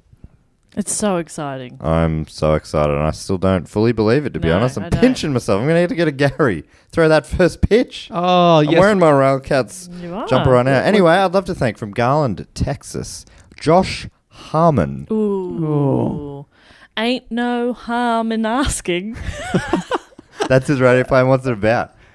It's about it's a love story. It's like a rom-com, a teen rom-com, where the geek is like in love with the popular girl, but not because she's a popular girl, because they grew up together, and she's actually really sweet and lovely, and he knows her and he's in love with her, but he's too scared to ask her out. And one of his friends says, "There ain't no harm in asking."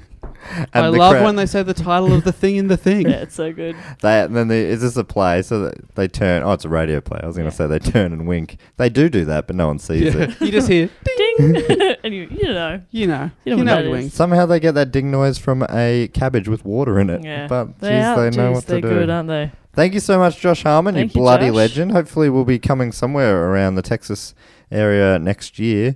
I'd also love to thank from one of our other favourite states in America, from Athens in Ohio, United States. I've loved to thank Graham Koch. Oh, Graham Koch, who may be related Exactly. to Howard Koch, the alleged communist and Academy Award winner. Let's go with Academy What a Award hot winner. double. Yeah. Okay, what would Graham's be called? Love the name Graham as well. Hamming it up. Graham. Got it. Yep. Hamming it up. And it's Love about a ham industrial... that's Ham that's industrial. a phrase I'm not going to be able to finish. About a man who works in the ham industry. He made a lot of money in ham, and now he has 20 days to spend all his ham money, or he has to eat nothing but ham the rest of his life. Oh. I love like a concept like that. Yeah. You either have to smoke this marijuana or go to jail forever. It's like, all right, call me a doobie, brother. So didn't spoiler alert, but he ends up spending the money, but he decides anyway that he wants to eat ham the rest of his life. I Good love for that him. ending. Good for That is him a for bloody making great that ending. choice. Graham, you bloody legend. Thank you so much, Kochi, and hopefully we'll be seeing you in old Ohio. Tin Soldiers and Nixon coming. Yeah, so I was thinking that. There That's you probably go. why I said it in that rhythm. Bit of Neil Young. All right, I would like to thank, if I may, Please. from Burnside in South Australia, Liam Maroney. Liam Oh, Maroney. Liam Maroney. Neither of you want to help me with this one? All right, Oh. I was thinking it was called it's like a bio. Yeah. It's called Boney Maroney, and it's all about this man who is born with his bones on the outside. Wow. Exoskeleton. Exoskeleton. Liam, you're the main character and director. Yeah, it's about his Boney trials and Maroney. tribulations. Do they end up putting the bones inside him? No, in the end we find out that the bones were inside of all of us all along. Yep. You can't add to that. It's too perfect. Yeah, you're right. It's You like nailed it obviously in just one. let's make this movie. Scheinberg can't even chirp in and fix that up anymore because It's perfect. that's a perfect First hit. script, he's never crossed anything out and written giant spider. He just underlined it. He said, "Yeah, exo, like that, love that." Exo. Thank you so much, Liam Maroney. I would also like to thank from Denmark, can you believe? In Aalborg. Aalborg, my God. I'd love to go there. Tell your friends. We'll come to Denmark. I would like to thank Mikkel Lauridsen. That's awesome. Mikkel, thank you so much for listening in Denmark. And of course, you're the main character in Hamlet, A Prince of Denmark, the radio adaptation. Wow. Any twists? Are we bringing that into the modern age? Oh, yeah, Orson absolutely. style? It's he's addicted to podcasts, so he can't actually hear any of the other characters. So they talk to him, and he's got earbuds in the whole time. Yeah. Sorry, what? Yeah, Sorry. basically. Just pointed his ears. Yeah. Oh, Can't hear. sorry. Yeah. I'd love Sorry. to, but Oh, they're talking about. They're Podcast. talking about King Kong. Oh, Primates. he's a Primates It's a fan. primate fan. Listen to a future rep. Thank you so much, nice. Mikkel. Mikkel, that's so cool. I love that. Denmark. May I thank some people? Please, Please, do. like the professional you are, Jess Perkins. Dead Set Paro.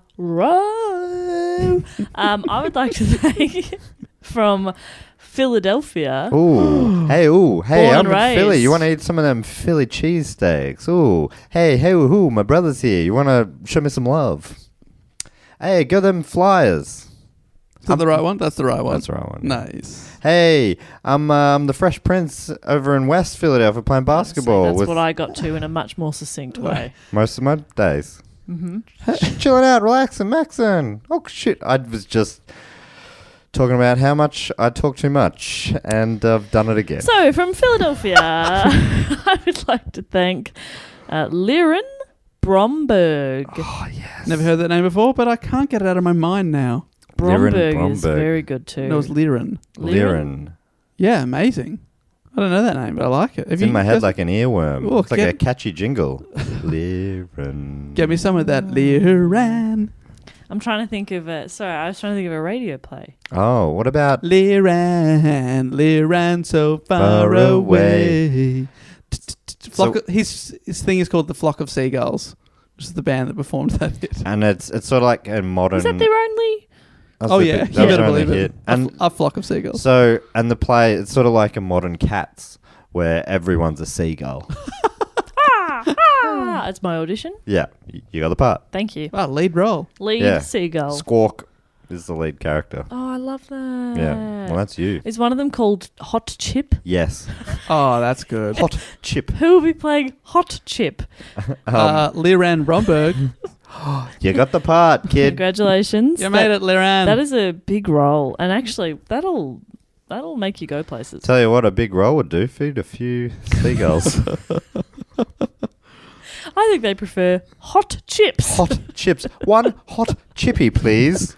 That's the opening scene. As if you could ever have one. Mm. Oh, but chuck him in a role. You got a buddy. Ooh. Oh, Hey, one buddy for hot life. Buddy. Ooh.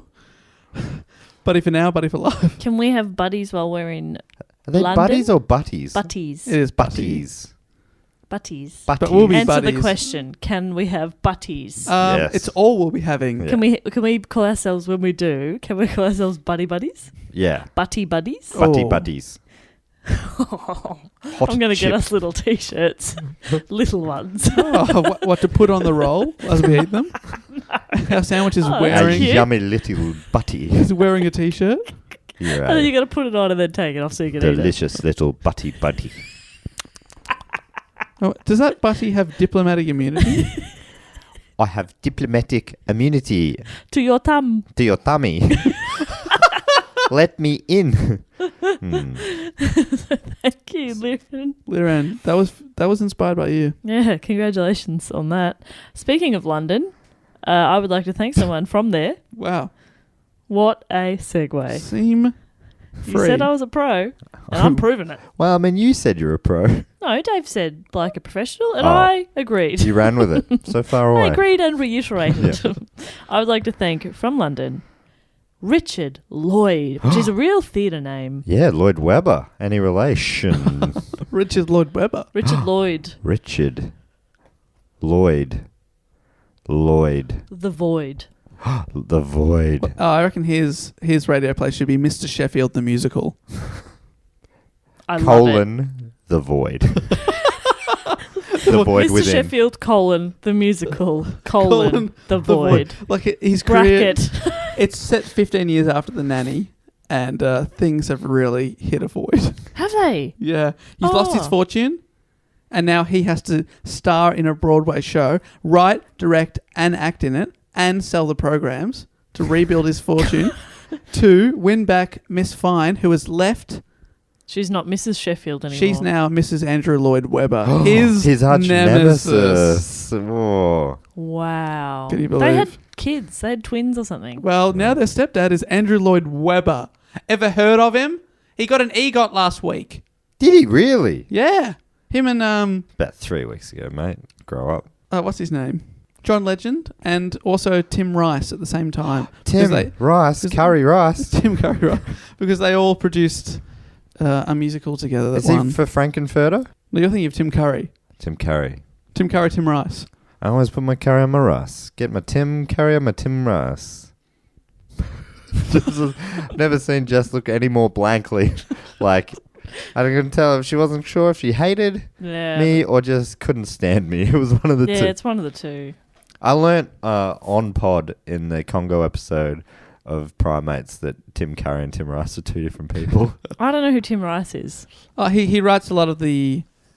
I don't know who that is. He's won I an mean, you're Academy showing me a Award. picture of He's someone won I don't know. an Academy Award, a Golden Globe, an I know what Emmy, an a EGOT Tony. is. He No, works with Andrew Lloyd Webber. He's his right-hand man. Is that right? No, Elton Yeah. John. No. Andrew Lloyd Webber. He co-wrote. He wrote Jesus Christ Superstar, Evita, Joseph and the Amazing Technicolor Did Dreamcoat. Elton Okay, so I should know John who work Tim Rice is. with Tim Curry? No, No. Elton John did work with Tim Rice. They wrote The Lion King together. Tim Curry is just the bad guy in the McHale's Navy remake, starring Tom Arnold. Tom Arnold. Oh, wow. Roseanne's ex. Mm. Yeah, wow. What a Hey. claim. He was also the guy who talked Austin Powers through. He said, "Come on, show that turd who's boss." Anyway, all good memories. Yeah, so we've all achieved a lot He in was our also in lives. True Lies. Yes. Great film. Anyway, that brings us to the end of this episode. I've lost Dave. Jess, you want to boot this baby home? You want me to wrap it up? Yeah, you're really good Do at a telling rap. people where to find us. Wrap it. Someone's listening right now. They're just drifting off to sleep. So just do it in a real. If you want to get Soothing. in touch with Do Go On, you can do so on all the usual social media channels at Do Go On Pod on Instagram, Facebook, Twitter, YouTube. We have a website, which is dogoonpod.com. Where you'll find tickets to live shows, merch, and you can suggest a topic. And hey, remember you can also email us at dogoonpod@gmail.com. And I'll get back to you within the next 2 months. I am sporadically on top of things. Is that a promise? Within 2 months? Yeah. Yeah, easily. Basically, that means in 2 months' time, you'll be writing 50 emails. Yeah, I forgot because I moved house and forgot, like, I mostly do the emails on my desktop and I didn't have a desk, so I didn't set up my desktop computer. So I didn't do emails for like a couple of months until the desk arrived, until I set up my desk again. Shit. And then I was like, oh dear, I haven't done those emails. Oh, So I just did a big bulk. Anyway, Oh, That's sounds me. painful. yeah, it hurt. But that's where you You can tell that find turd us. who's boss. Now, I know that was a bit of fun there. That, very beautiful Oh, you're just going to do it all again, delivery. aren't you? I just want to say that was probably the best it's ever been delivered. Oh, So, Nailed it. great job. I thought you were going to be like, okay, that was cute, but now No, I'm no, going no. to give all that information That was again. me going, it has to be like Hey, that hey. every time from Hey, now on. Because Dave, that... Dave, they're just drifting off to sleep now. If you could just Okay. calm it back down, please. Okay, What if they're not? What if they're driving? Don't put them to sleep. All right. Somewhere wake up! Somewhere in the middle. Somewhere in the middle. Somewhere in the middle. Okay. Right, stay Like, awake. Normal is what I reckon, just talk normally. Be alert, but not alarmed. Yes. If Terrorism you is see something, bad. say something. If you are something, do something. And if you want something, Just ask. something. And keep your eyes peeled for book cheats. Obviously, Book Prime cheats. Mates. There's no S on the end there, He I'm keeps afraid. doing that, doesn't he? I do a soft T. Sounds like TS, but It's his accent.